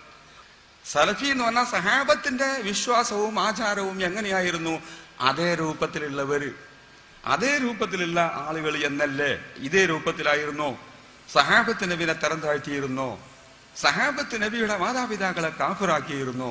സഹാബത്ത് നബിയെ ഒരു അറബി പയ്യൻ എന്ന് വിളിച്ചിരുന്നോ? സഹാബത്ത് അവർക്ക് വല്ല വിഷമഘട്ടങ്ങളും ഉണ്ടാകുമ്പോൾ നബി സല്ലല്ലാഹു അലൈഹി വസല്ലമയെ സമീപിക്കുകയായിരുന്നില്ലേ ചെയ്തിരുന്നത്? നബിക്ക് മുഅ്ജിസത്തുണ്ടെന്നും ആ മുഅ്ജിസത്തിന്റെ അടിസ്ഥാനത്തിൽ നബിയെ സമീപിക്കാം എന്നും വിചാരിച്ച് നബിയെ സമീപിക്കുകയല്ലേ ചെയ്തിരുന്നത്? നാളെ മഹ്ശറിൽ വെച്ച് പോലും അതല്ലേ നാം ചെയ്യുന്നത്. നമുക്ക് ഈ മഹ്ശറിൽ വെച്ചുണ്ടാകുന്ന കഷ്ടപ്പാടുകളെക്കാൾ, ബുദ്ധിമുട്ടുകളെക്കാൾ ഒരു കഷ്ടപ്പാട് ബുദ്ധിമുട്ടും ഉണ്ടാകാൻ പോകുന്നില്ല. ഏറ്റവും വലിയ കഷ്ടപ്പാട് മഹ്ശറിൽ വെച്ചാണ്. ഈ മഹ്ശറിൽ വെച്ച് പോലും ലോകത്തുള്ള സർവ്വ ആളുകളും ചെയ്യുന്നത് ആദരവായ റസൂലുള്ളാഹി സ്വല്ലല്ലാഹു അലൈഹി വസല്ലമയെ സമീപിക്കുകയല്ലേ, നബി ശഫാഅത്ത് ചെയ്തിട്ടല്ലേ അവിടുന്ന് നമുക്ക് രക്ഷ കിട്ടുന്നത്. ഇതല്ലേ സഹാബത്തിന്റെ മാർഗം. ഇവർക്ക് സഹാബത്തിന്റെ മാർഗം, ഇവർക്ക് സലഫിന്റെ മാർഗം. ഇവർക്ക് സലഫി സലഫി എന്ന് പറഞ്ഞാല് പല്ലില്ലാത്ത ആളെ പല്ലാന്ന് വിളിച്ചു, ചെകിടില്ലാത്ത ആളെ ചെകിടാന്ന് വിളിച്ചു, അതല്ല ഈ കണ്ണില്ലാത്ത ആളെ കണ്ണാന്ന് വിളിച്ച മാതിരി അല്ലാതെ ഇവര് സഹാബത്തിന്റെ മാർഗത്തിലാണോ, ഇവര് സലഫിന്റെ മാർഗത്തിലാണോ? ഒരിക്കലുമല്ല. ഞാൻ പറയുന്നത് മുസ്ലിങ്ങളെ ബന്ധിപ്പിക്കാനുള്ള ഒരു മാർഗം അവർ ചെയ്യുന്നത് ഇതാണ്. എന്നിട്ട് അവർക്ക് സലഫി എന്ന് പേര് പറയാം, എന്നിട്ട് അവർക്ക് സുന്നത്ത് ജമാഅത്ത് എന്ന് പേര് പറയാം. എന്താണ് ഈ സുന്നത്ത് ജമാഅത്ത് എന്ന് പറയുന്ന അർത്ഥം? അതാണ് നമ്മുടെ വിഷയം. സുന്നത്ത് സുന്നത്ത് എന്ന് പറഞ്ഞാൽ നബി ചര്യ, നബിയുടെ ചര്യ എന്നതാണ് സുന്നത്ത് എന്ന് പറയുന്ന ഈ പക്ഷം. ജമാഅത്ത് എന്ന് പറഞ്ഞാൽ സഹാബത്തടക്കമുള്ള മാത്തുക്കൾ എന്നതാണ് ജമാഅത്ത് എന്ന് പറയുന്ന അർത്ഥം. നബി സുന്നത്ത് എന്ന് പറഞ്ഞാൽ നബി ചര്യ എന്നും, ജമാഅത്ത് എന്ന് പറഞ്ഞാൽ സഹാബത്തടക്കമുള്ള മഹത്തുക്കൾ, ആ മഹത്തുക്കളുടെ സംഘം എന്നുമാണ് അർത്ഥം. ജമാഅത്ത് എന്ന സംഘം എന്നുള്ള അർത്ഥം. ഏത് സംഘമാണ് ആ സംഘം കൊണ്ട് ഉദ്ദേശം? സഹാബത്തടക്കമുള്ള മഹത്തുക്കളുടെ സംഘം. ഈ സംഘം എന്ന് പറഞ്ഞാൽ നബിയുടെ ചര്യ പല വിധേനയും വ്യാഖ്യാനിക്കാം. ഇപ്പൊ നിങ്ങളൊരു കാര്യം ചെയ്താൽ അത് പല നിലക്കും വ്യാഖ്യാനിക്കാം. ശത്രുക്കൾക്ക് ഒരു നിലയ്ക്ക് വ്യാഖ്യാനിക്കാം, മിത്രങ്ങൾക്ക് മറ്റൊരു നിലയ്ക്ക് വ്യാഖ്യാനിക്കാം. അപ്പൊ നബി ചര്യ പല വിധത്തിലും വ്യാഖ്യാനിച്ചു കൊണ്ടുപോകാം. അങ്ങനെ പല വിധത്തിലുള്ള വ്യാഖ്യാനങ്ങൾ സ്വീകരിക്കാതെ ജമാഅത്ത് സഹാബത്ത് അടക്കമുള്ള മഹത്തുക്കൾ നബി ചര്യയെ എങ്ങനെ വ്യാഖ്യാനിച്ചുവോ ആ വ്യാഖ്യാനം അനുസരിച്ച് ഉള്ള നബി ചര്യ സ്വീകരിക്കുന്നവര്. ഇപ്പൊ എന്താ ഈ സുന്നത്ത് ജമാഅത്ത് അല്ലെങ്കിൽ അഹ്ലു സുന്നത്തി വൽ ജമാഅത്ത് എന്ന് പറയുന്ന ഈ പക്ഷ നബി ചര്യ സഹാബികളും താബീകളും താബീകളും അയിമ്മത്ത് മുജ്തഹിദീങ്ങളും ഒക്കെ എങ്ങനെ വ്യാഖ്യാനിച്ചുവോ ആ വ്യാഖ്യാനം അനുസരിച്ചുകൊണ്ട് നബിചര്യ സ്വീകരിക്കുന്നവര് എന്നതാണ് സുന്നത്ത് ജമാഅത്ത് എന്ന് പറയുന്ന അർത്ഥം. ഒരാള് ഹദീസിനെ നിങ്ങൾ കണ്ടിട്ടില്ലേ? ഇവിടെ ഏത് വിഭാഗം വരുന്നുണ്ടോ അവർക്കൊക്കെ ഖുർആനുള്ള തെളിവ്, അവർക്കൊക്കെ ഹദീസാനുള്ള തെളിവ്. മുജാഹിദ് മോതുന്നുണ്ട് ഖുർആനും ഹദീസും, ജമാഅത്തെ ഇസ്ലാമിയും മോതുന്നുണ്ട് ഖുർആനും ഹദീസും, ചേകനൂർ മോദിയത് ഖുർആനും ഹദീസും തന്നെ, നാം മോദിക്കൊണ്ടിരിക്കുന്നതും ഖുർആനും ഹദീസും തന്നെ. വാസ്തവത്തിൽ ഇത് വ്യാഖ്യാനിച്ച് അങ്ങോട്ടും ഇങ്ങോട്ടും റബ്ബർ നീട്ടണ മാതിരി നീട്ടുകയാണ് എന്നുള്ളത് തീർച്ചയാണല്ലോ. അതല്ലെങ്കിൽ ഇരുട്ടിനും വെളിച്ചത്തിനും കൂടി ഒരായത്ത് തെളിവാകും. ഇരുട്ടിനും വെളിച്ചത്തിനും കൂടി ഒരായത്ത് എങ്ങനെ തെളിവാകൂല, ഒരിക്കലും ആകൂല. അത് പിന്നെ എന്തോ ചില തിരുമറികൾ ഈ ആയത്ത് നടത്താണ്. അല്ലെങ്കിൽ ഈ ആയത്ത് എങ്ങനെ മുജാഹിദിന് തെളിവായത്, ഇതേ ആയത്തിനല്ല ജമാഅത്ത് ഓർക്കും തെളിവായത്, ഇതേ ആയത്തിനല്ല സുന്നി അവർക്കും എങ്ങനെ തെളിവായത്. അപ്പൊ ഇതിങ്ങനെ അങ്ങോട്ടും ഇങ്ങോട്ടും നീട്ടുക, റബ്ബർ നീട്ടുന്ന മാതിരി നീട്ടുക. ഞാൻ പറഞ്ഞു വരുന്നത് ഈ ഖുർആനും സുന്നത്തും അഥവാ നബിചര്യ പല വിധത്തിൽ വ്യാഖ്യാനിക്കാം. ആ പല വിധത്തിൽ വ്യാഖ്യാനിക്കുന്നതിനെതിരായി ജമാഅത്ത് സഹാബത്ത് അടക്കമുള്ള മഹത്തുക്കൾ, സഹാബത്തും താബീകളും എങ്ങനെ വ്യാഖ്യാനിച്ചുവോ അതനുസരിച്ച് നബിചര്യ സ്വീകരിക്കണം. നബിചര്യ പല വിധത്തിലും വ്യാഖ്യാനിച്ചു കൊണ്ടുപോകാം. അതുപോരാ ഈ സഹാബത്ത് എങ്ങനെയാ നബിചര്യ വ്യാഖ്യാനിച്ചത് അങ്ങനെ വ്യാഖ്യാനിക്കണം. അവരെങ്ങനെയാണ് അത് വിശ്വസിച്ചു പോകുന്നത് അങ്ങനെ. ഇമാം ഷാഫി എന്ത് പറഞ്ഞു, ഇമാം അബൂ ഹനീഫ എന്ത് പറഞ്ഞു, ഇമാം നവവി എന്ത് പറഞ്ഞു, ഇമാം ഇബ്നു ഹജർ എന്ത് പറഞ്ഞു, ഇവരൊക്കെ പറഞ്ഞ് എന്താ നോക്കിയിട്ട് അതനുസരിച്ച് വ്യാഖ്യാനിച്ച് പോരാതെ സ്വന്തം നിലയ്ക്ക് വ്യാഖ്യാനിക്കുന്നവരല്ല. ഇതാണ് സുന്നത്ത് ജമാഅത്ത് എന്ന് പറഞ്ഞാൽ. സ്വന്തം നിലയ്ക്ക് വ്യാഖ്യാനിക്കുകയാണെങ്കിൽ സുന്നത്ത് എന്നാ പറയാം, സുന്നത്ത് ജമാഅത്ത് എന്ന് പറയാൻ പറ്റൂല. സുന്നത്ത് ജമാഅത്ത് എന്ന് പറഞ്ഞാൽ ജമാഅത്തു സംഘം, സഹാബത്തടക്കമുള്ള സംഘം നബിയുടെ ചര്യ എങ്ങനെ വ്യാഖ്യാനിച്ചുവോ അങ്ങനെ വ്യാഖ്യാനിച്ച് അത് സ്വീകരിച്ച് അത് അംഗീകരിച്ചു പോരുന്നവരെന്നാണ് സുന്നത്ത് ജമാഅത്ത് എന്നാണ് ഇതിന്റെ അർത്ഥം. ഇനി നമ്മളാണ് അത് അംഗീകരിക്കുന്നവര്. ഇവിടുത്തെ മുജാഹിദുകളോ ഇവിടുത്തെ ജമാഅത്തെ ഇസ്ലാമിയോ അല്ലെങ്കിൽ മറ്റു ആളുകളോ അത് അംഗീകരിക്കുന്നില്ല എന്നാണ് നമുക്ക് മനസ്സിലാക്കാനുള്ളത്. അത് പല വിധത്തിലും മനസ്സിലാക്കാം. ഇവര് സുന്നത്ത് എന്ന് പറഞ്ഞാൽ നബിചര്യ എന്ന് പറയും. നബിചര്യ എന്ന് പറഞ്ഞിട്ട് അത് പ്രകാരം മാത്രമേ പറ്റുള്ളൂ. അതിന് അങ്ങേപ്പുറം ഇങ്ങേപ്പുറം ഒന്നും പറ്റില്ല. ഞാനിപ്പോ കഴിഞ്ഞ കൊല്ലം ജിദ്ദി പോയപ്പോ ചായ കൊടുന്നു. ഞങ്ങളെല്ലാവരും ചായ കുടിക്കുക ഓഫീസിൽ വെച്ച്. അപ്പൊ ഒരാൾ ചായ കുടിക്കുന്നില്ല. എന്താ ചായ കുടിക്കാത്ത ചോദിച്ചു. അത് വിദ്യാർത്ഥാണ്, അത് നബി ചായ കുടിച്ചിട്ടില്ലല്ലോ, അതുകൊണ്ട് ഞാൻ കുടിക്കൂല. ആ നബി ചര്യക്കെതിരാ ചായ കുടിക്കല, അയാൾ മനസ്സിലാക്കിയത്. അപ്പൊ ഞാൻ പറഞ്ഞ് 63 വയസ്സായാലും നിങ്ങൾ വെട്ടിക്കൊല്ലേണ്ടി വരും. കാരണം നബി 63 കൊല്ലക്കാലം ജീവിച്ചിട്ടുള്ളൂ, നിങ്ങൾ വെട്ടിക്കൊല്ലേണ്ടി വരുന്ന. ഇങ്ങനെ മനസ്സിലാക്കിയ കുറെ ആളുകളുണ്ട്. നബി ചര്യ എന്ന് പറഞ്ഞാൽ നമ്മൾ എന്ത് ചെയ്യുകയാണെങ്കിലും അങ്ങനെ നബി ചെയ്തുക്കണോ, അങ്ങനെ നബി ചെയ്തുക്കണോ എന്നാ വേണ്ട.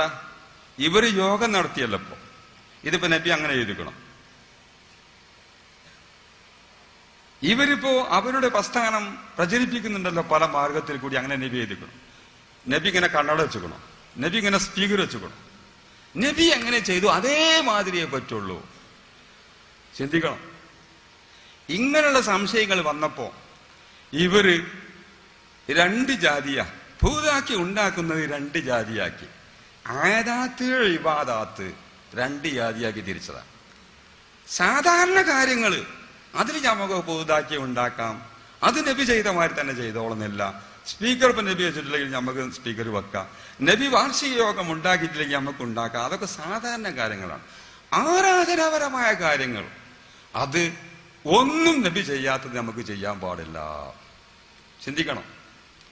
ഇവരെ എതിർക്കുന്നത് ഈ പേരിൽ നമ്മളെ എതിർക്കുന്നത്, നമ്മളെ സലാത്തിനെ അവരെ എതിർക്കുന്നു. കാരണം ഇങ്ങനെ ഈ പ്രത്യേക രൂപത്തിൽ ഒരു സലാത്ത് നബി നടത്തിയിട്ടില്ല. നമ്മളെ മൗലൂദിനെ അവരെ എതിർക്കുന്നു. ഇങ്ങനെ ഒരു പ്രത്യേക രീതിയിലുള്ള ഈ പ്രത്യേക രീതിയിലുള്ള മൗലൂദ് നബി നടത്തിയിട്ടില്ല. അതുകൊണ്ട് നബിചര്യക്ക് എതിരായി നിങ്ങളാ ചെയ്യുന്നത്, ഞങ്ങളല്ല എന്നതാണ് മുജാഹിദ് പറയുന്നത്. ചിന്തിക്കണം. അപ്പോ അവര് പലതും നബിചര്യക്ക് എതിരായി നബിയുടെ കാലഘട്ടത്തിൽ ഇല്ലാത്തത് പലതും അവർ ചെയ്യുന്നുണ്ട്. പക്ഷെ അതൊക്കെ ഇബാദത്തിൽപ്പെട്ടതല്ല, സാധാരണയുള്ള ആദാത്തായ കാര്യങ്ങളാണ്. അതിലൊക്കെ കണ്ടമാനം നമുക്ക് നിർമ്മാണം നടത്താം. ആരാധനാപരമായ കാര്യങ്ങളിൽ ഒരു നിർമ്മാണവും നടത്താൻ പാടില്ല. നിങ്ങൾ നടത്തുന്ന സലാത്തുകൾ ആരാധനയിൽ നിർമ്മാണം നടത്തിയതാണ്. നിങ്ങൾ നടത്തുന്ന മൗലൂദ് അത് ആരാധനയിൽ നിർമ്മാണം നടത്തിയതാണ്. നിങ്ങൾ നടത്തുന്ന ദിക്റിന്റെ സദസ്സുകൾ അത് ആരാധനയിൽ നിർമ്മാണം നടത്തലാണ്. അതുകൊണ്ട് നിങ്ങളാണ് നബിചര്യക്കെതിരായവര്. നിങ്ങൾ നബിചര്യയിലാണെങ്കിൽ, സഹാബത്തിന്റെ മാർഗത്തിലാണെങ്കിൽ, താബിയുടെ മാർഗത്തിലാണെങ്കിൽ ഇതേ വിധത്തില് സഹാബത്ത് അല്ലെങ്കിൽ നബി ഇതേ വിധത്തില് മൗലൂദ് നടത്തിക്കണോ? എന്നോട് ജിദ്ദീന്ന് വേറെ പ്രസംഗിച്ചു കൊണ്ടിരിക്കുമ്പോൾ ഒരാൾ ചോദിച്ചു, അല്ല ഈ മൗലൂദൊക്കെ ബുഖാരിയിലുണ്ടോന്ന് ചോദിച്ചു. അത് നാടൻ ആള്. ഈ മൗലൂദൊക്കെ ബുഖാരിയിലുണ്ടോ ചോദിച്ചു. ഞാൻ പറഞ്ഞിട്ടുണ്ടല്ലോ ബുഖാരി മറിച്ചൊക്കെയാണ് ഞാൻ ചൊല്ലിക്കൊടുത്തത്. നോക്കാം, ഇതിലുണ്ടല്ലോ, മൗലൂദ് ഉണ്ടല്ലോ. വഫീനാ റസൂലുള്ളാഹി യത്ലൂ കിതാബഹു ഇദൻ സക്ക മഅറൂഫുൻ മിനൽ ഫജ്രി സാതിഉ സ്വലാത്തുൻ വതസ്ലീമുൻ വഅസ്കാ തഹിയ്യതി അലൽ മുസ്തഫൽ. ഇത് ബുഖാരിയില്ലേ? യബീതു യുജാഫി ജംബഹു അൻ ഫിറാശിഹി ഖദ് ഇസ്തസ്ഖലത് ബിൽ മുശ്രികീനൽ മലാജിഉ സ്വലാത്തുൻ വതസ്ലീമുൻ വഅസ്കാ തഹിയ്യതി അലൽ മുസ്തഫൽ മുഖ്താരി ഖൈരിൽ ബരിയത്തി. അവിടുന്ന് സാസിറൊന്ന് നന്നായി ചൊല്ലി. ഞാൻ സലാത്ത് പോലും ചൊല്ലി. ഇപ്പൊ ഇങ്ങനെ ഇത് ബുഖാരിയിലുണ്ടോ? ഉണ്ട് പറഞ്ഞു. ഞാൻ കാണിച്ചു കൊടുത്തു, നോക്കാന്ന് പറഞ്ഞു. അപ്പൊ നോക്കത് ബുഖാരിയിലാക്കിയിട്ടല്ലേ ഉണ്ട്. എന്നാലും ഇങ്ങനെ തന്നെ അവിടെ മേശ വെച്ചീനോ, കസാല വെച്ചീനോ, ക്ലാസ് വെച്ചീനോ, സബീല വെച്ചീനോ? കിടങ്ങിയെത്തി ഞാൻ സംസാരിച്ചു. വേറെ മുജാഹിദിന്റെ ചോദ്യം, നബിന്റെ കാലത്തുള്ള മൗലൂദ് സർറഫലാനാമോ അതോ കൂസാണോ? നല്ല ചോദ്യമാണ്, വലിയ ചോദ്യമാണ്. ഞാൻ ചോദിച്ചു, നബിന്റെ കാലത്ത് ഹദീദ് പഠിച്ചിരുന്നല്ലോ സഹാബത്ത്, അത് ബുഖാരിയാ ഓതിയിരുന്നത് മുസ്ലിമാ ഓതിയിരുന്നെന്ന് ചോദിച്ചു. നബിന്റെ കാലത്ത് സഹാബത്ത് ഹദീദ് പഠിച്ചിരുന്നല്ലോ, അത് സംശയമൊന്നുമില്ല. അത് ബുഖാരിയാണ് അവർ ഓതിയിരുന്നത് അതോ മുസ്ലിമാ ഓതിയിരുന്നത് ചോദിച്ചു. പിന്നെ അവന്റെ ആ ചോദ്യം കൊണ്ട് ചോദ്യത്തിന് മറുപടി കൊടുത്തു. ഞാൻ പറയുന്നത്, ഇവര് ആളുകളെ പൊട്ടിച്ചേക്കാണ്. ഇതൊന്ന് തിരിയേണ്ടത് നമുക്ക്. ആരാധനാ സംബന്ധമായ കാര്യങ്ങൾ ഒരു മാറ്റവും പറ്റില്ല എന്നാണ് ഇവരുടെ വാദം. ഇതുകൊണ്ടാണ് നമ്മുടെ സലാത്തിനെ അവരെ എതിർക്കുന്നത്. ഇതുകൊണ്ടാണ് നമ്മുടെ മൗലൂദിനെ അവരെ എതിർക്കുന്നത്. ഇതുകൊണ്ടാണ് നമ്മുടെ ദിക്റിന്റെ സാഹസിനെ അവരെ എതിർക്കുന്നത്. റാത്തീബിനെ, ഹദ്ദാദിനെ ഒക്കെ എതിർക്കുന്നത്. ഇതാണ് നബിചര്യയിൽ നിന്ന് നമ്മൾ വ്യതിചലിച്ചു പോയി എന്ന് അവർ പറയാനുള്ള കാരണം. നമുക്കൊന്ന് തിരിച്ചു ചോദിക്കാം. ആട്ടെ, നിങ്ങൾ ഉണ്ടാക്കണമൊക്കെ സാധാരണ കാര്യങ്ങൾ ആരാധനയിലല്ല എന്നാ പറഞ്ഞത്. ഞാൻ ചോദിക്കട്ടെ, നിങ്ങൾക്കുണ്ടല്ലോ ഇപ്പോ വിദ്യാഭ്യാസ സ്ഥാപനങ്ങൾ ധാരാളമുണ്ടല്ലോ. വിദ്യാഭ്യാസം പഠിപ്പിക്കുക എന്നുള്ള ആരാധന അല്ലേ? ഈ ആരാധന അല്ല, ഇൽമ് പഠിക്കലും പഠിപ്പിക്കലും ആരാധന അല്ല എന്നാണ് നിങ്ങളുടെ ന്യായം? ഏറ്റവും പുണ്യമുള്ള ആരാധനയല്ലേ ഇൽമ് പഠിക്കുക, പഠിപ്പിക്കുക? നബി സല്ലല്ലാഹു അലൈഹി വസല്ലമയുടെ കാലഘട്ടത്തിൽ എങ്ങനെയാണോ ഇൽമ് പഠിച്ചത്, എങ്ങനെയാണോ ഇൽമ് പഠിപ്പിക്കുന്നത്, അതേമാതിരിയാണോ നിങ്ങളിപ്പോ ഇൽമ് പഠിക്കണം പഠിപ്പിക്കണം? അതിന് ഒരുപാട് പ്രത്യേകതകൾ നിങ്ങൾ കൂട്ടിയിട്ടില്ലേ? നിങ്ങൾ സിലബസ് നിശ്ചയിച്ചു, ബെഞ്ച് നിശ്ചയിച്ചു, സ്പീക്കർ നിശ്ചയിച്ചു, മത്ബഖ് നിശ്ചയിച്ചു, ഓരോ ആഴ്ചയിലുമുള്ള ഭക്ഷണം നിശ്ചയിച്ചു. ഇങ്ങനൊക്കെ നിശ്ചയിച്ചു കൊണ്ടായിരുന്നു നബി സല്ലല്ലാഹു അലൈഹി വസല്ലമ സഹാബത്തിനെ ഇൽമു പഠിച്ചതും പഠിപ്പിച്ചതും. ഇത് ആരാധനയല്ലേ? പള്ളി ഉണ്ടാക്കൽ,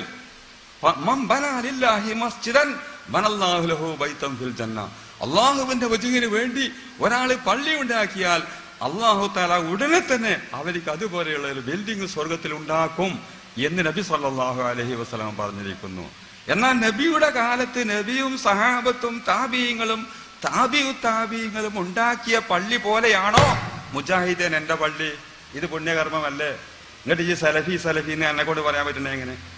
എന്നാ അതേമാതിരി ഞങ്ങളെ കൊണ്ട് സുന്നത്തി ജമാഅത്ത് നീ അങ്ങോട്ടും പറഞ്ഞൂടെ? അതൊന്നും അങ്ങനത്തെ ആരാധനയല്ല. ഇന്ന് പിന്നെ എങ്ങനത്തെ ആരാധന വിചാരിച്ചത്?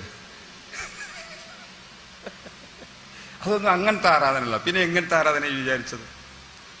ജുമാ ഖുത്ബ ആരാധനയല്ലേ? ജുമാ ഖുത്ബ ആരാധനയല്ലേ? ജുമാ ഖുത്ബക്ക് വുളു ഷർത്തല്ലേ? വെറും ഒരു പ്രസംഗമാണോ അത്? പ്രസംഗത്തിന് വുളു ഷർത്തുണ്ടോ? ജുമാ ഖുത്ബക്ക് വുളു ഷർത്തല്ലേ? ഔറത്ത് പറക്കൽ ഷർത്തല്ലേ? രണ്ടിന്റെ ഇടയിൽ ഇരിക്കൽ ഷർത്തല്ലേ? വസിയ്യത്ത് ബി തഖ്വ വേണ്ടേ? ഇങ്ങനെ ഒരുപാട് ഫർളുകളും 40ഓളം സുന്നത്തുകളും 12ഓളം ഷർത്തുകളും 6 റുക്നുകളുമുള്ള ഫർളുകളുമുള്ള ഒരു വാത്തല്ലേ ഖുത്ബ? അത് ആരാധന അല്ല എന്നാ പറഞ്ഞത്. ഇങ്ങോട്ട് ആ ഖുത്ബയിൽ എന്തേ സലഫുകൾ ചെയ്തതുപോലെ, നബി ചെയ്തതുപോലെ, സഹാബികൾ ചെയ്തതുപോലെയാണോ നിങ്ങൾ ചെയ്യുന്നത്? ആ ഖുത്ബ നിങ്ങൾ തിരുമറി നടത്തി അണ്ടി ഖുത്ബയാക്കിയില്ലേ? തേക ഖുത്ബയാക്കിയില്ലേ? അണ്ടി ഖുത്ബ, അണ്ടി കാലത്ത് അണ്ടിക്ക് വില കൂട്ടണം എന്നാ ഖുത്ബ പോകുന്നത്. തേങ്ങക്ക് വില കുറയുമ്പോ തേങ്ങക്ക് വില കൂട്ടണം എന്നാ ഖുത്ബ പോകുന്നത്. ഇങ്ങനെ തേങ്ങ ഖുത്ബ, അണ്ടി ഖുത്ബ. ഈ ഖുത്ബ നബിന്റെ കാലത്തുണ്ടേനോ? തേങ്ങക്ക് വില കയറ്റണം, ഈത്തപ്പഴക്ക് തല കയറ്റണം, വില കയറ്റണം എന്ന് പറഞ്ഞുകൊണ്ടൊരു ഖുത്ബ നബി ഓതിയോ? നീ ഈ മാറ്റം വരുത്തി നബിയുടെ മാർഗത്തിൽ നിന്ന് സഹാബത്ത് അങ്ങനത്തെ ഒരു ഖുത്ബ ഓതിയോ? താബീകൾ അങ്ങനത്തെ ഒരു ഖുത്ബ ഓതിയോ? താബീകൾ അങ്ങനത്തെ ഒരു ഖുത്ബ ഓതിയോ? അവരൊക്കെ അറബി ഭാഷയിൽ അല്ലാതെ ഒരു ഖുത്ബ ഓതിയോ? അവരൊക്കെ ഖുത്ബ ഓതിയത് ജനങ്ങൾക്ക് തിരിയണ ഭാഷയിലാണ്. അവരൊക്കെ നിസ്കരിച്ചതും തിരിയണ ഭാഷയിലാണ്. നമുക്ക് നിസ്കാരം മലയാളത്തിലായിക്കോട്ടെ. അവർ നിസ്കരിച്ചതും തിരിയണ ഭാഷയിലല്ലേ? ഖുത്ബ മാത്രമേ തിരിയണ ഭാഷയിലാക്കിയിട്ടുള്ളൂ. എന്നാ പിന്നെ നിസ്കാരവും ഞങ്ങൾക്ക് തിരിയണ ഭാഷയിലായിക്കൂടെ? നിസ്കാരം തിരിയണ ഭാഷയിലാക്കണം, മലയാളത്തിലാക്കണം എന്ന് പണ്ട് മുജാഹിദ് കുട്ടികൾ ഒരു പ്രമേയം പാസ്സാക്കിയിരുന്നു. പിന്നെ കാരണന്മാര് പറഞ്ഞു ഖുത്ബ തന്നെ ഇപ്പൊ പൂർത്തിയായിട്ടില്ല, ഞങ്ങൾ ഇപ്പൊ അവിടെ അടങ്ങിക്കിയത്.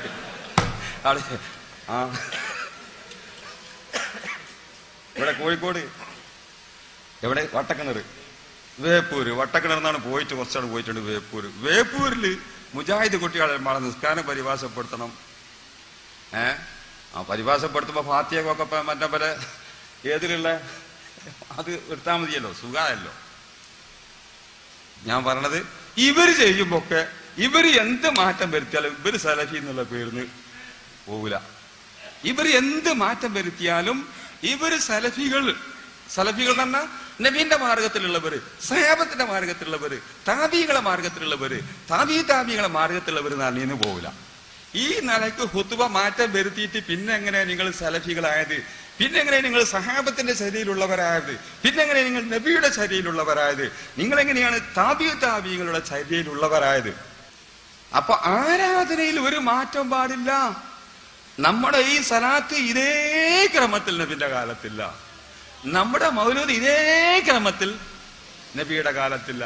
നമ്മുടെ ഖുത്ബ ഇതേ രീതിയിൽ നബിന്റെ കാലത്തില്ല. എന്തുകൊണ്ട് നിങ്ങൾക്ക് മനസ്സിലാണില്ല? ഇത് രണ്ടും എന്താ നിങ്ങൾ രണ്ടും രണ്ടാക്കി? ഒന്നെന്താ ചക്കരായത്, ഒന്നെന്താ കൊപ്പരായത്? നിങ്ങൾ പറയണല്ലോ. നോക്കണം, ഇബാദത്തിൽ ഒരു മാറ്റവും വരുത്താൻ പാടില്ല. ഇവര് കണ്ടുപിടിച്ചതാണത്. എന്നിട്ട് ഇവര് പറയുന്നു ഇവര് സലഫികളാന്ന് പറയുന്നതിന്, ഇവര് സുന്നത്തിന്റെ ആളുകളാന്ന് പറയുന്നതിന് അർത്ഥവുമില്ല. സുന്നത്തിന്റെ ആളുകൾ എന്ന് പറഞ്ഞാൽ നബി ചര്യ സഹാബത്തെ എങ്ങനെ വ്യാഖ്യാനിച്ചു ആ വ്യാഖ്യാനം അംഗീകരിക്കുന്നവർക്ക് സുന്നത്ത് ജമാഅത്ത് എന്ന് പറയാൻ പറ്റുള്ളൂ. സഹാബത്തിന്റെ വ്യാഖ്യാനം നബി ചര്യക്ക് ഇവർ അംഗീകരിക്കുന്നില്ല. അതുകൊണ്ട് സുന്നത്ത് എന്ന് മാത്രം പറഞ്ഞേക്കാം. സുന്നത്ത് ജമാഅത്ത് എന്ന് പറയാൻ ഇവർക്ക് അർഹതയില്ല.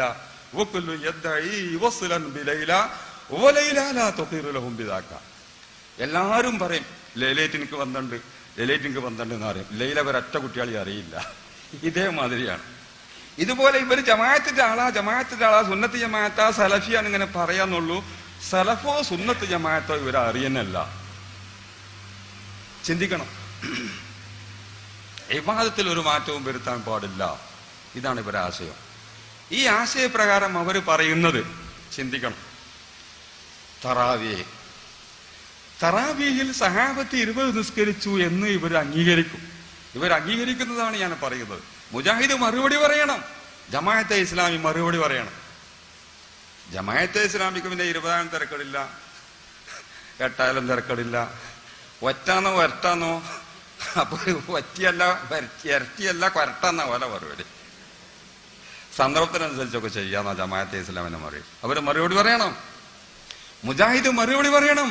നിങ്ങൾ സലഫി എന്നുള്ള പേര് നിങ്ങൾ വലിച്ചെറിയണം. നിങ്ങൾക്ക് സുന്നത്തില്ല, ജമാഅത്തിന്റെ സുന്നത്ത് നിങ്ങൾക്കില്ല. ജമാഅത്ത് സഹാബ വ്യാഖ്യാനിച്ചതുപോലുള്ള ഒരു സുന്നത്ത് നിങ്ങൾക്കില്ല എന്നതാണ് ഞാൻ സ്ഥാപിക്കുന്നത്. നിങ്ങൾ പറയുന്നത് ഉസ്മാൻ ഇബ്നു അഫ്ഫാൻ റളിയല്ലാഹു അൻഹു ഉമ്മാക്ക് ഒരു ഭാഗം കൂടി കൂട്ടിക്കൊടുത്തു. മുജാഹിദിന്റെ വാദ, ജമാഅത്തെ ഇസ്ലാമിന്റെ വാദ ബുഖാരിയിലുണ്ട് പോൽ. ഉസ്മാൻ ഇബ്നു അഫ്ഫാൻ റളിയല്ലാഹു അൻഹു ജുമാക്ക് ഒരു ഭാഗം കൂടി കൂട്ടിക്കൊടുത്തു. നബി സല്ലല്ലാഹു അലൈഹി വസല്ലമയുടെ കാലത്ത് ഒരു ഭാഗം മാത്രമാണ് ഉണ്ടായിരുന്നത്. ഉസ്മാൻ ഇബ്നു അഫ്ഫാൻ രണ്ടാമത്തെ ഒരു ഭാഗം കൂടി കൂട്ടിക്കൊടുത്തു എന്ന് പറഞ്ഞിട്ട് അത് ശരിയല്ല എന്ന് പറഞ്ഞ് ഇവർ ജുമാക്ക് ഒരു ഭാഗം കൊടുക്കും. ജമാഅത്തെ ഇസ്ലാമിയുടെ പള്ളിയിൽ ജുമാക്ക് പോയി നോക്കൂ, എന്നാലും ഒരു ഭാഗ്യം ഉണ്ടാകുള്ളൂ. മുജാഹിദിന്റെ പള്ളിയിൽ നിങ്ങൾ ജുമാക്ക് പോയി നോക്കൂ, ഒരു ഭാഗ്യം ഉണ്ടാകുള്ളൂ. ഇവര് പറഞ്ഞ എന്താ?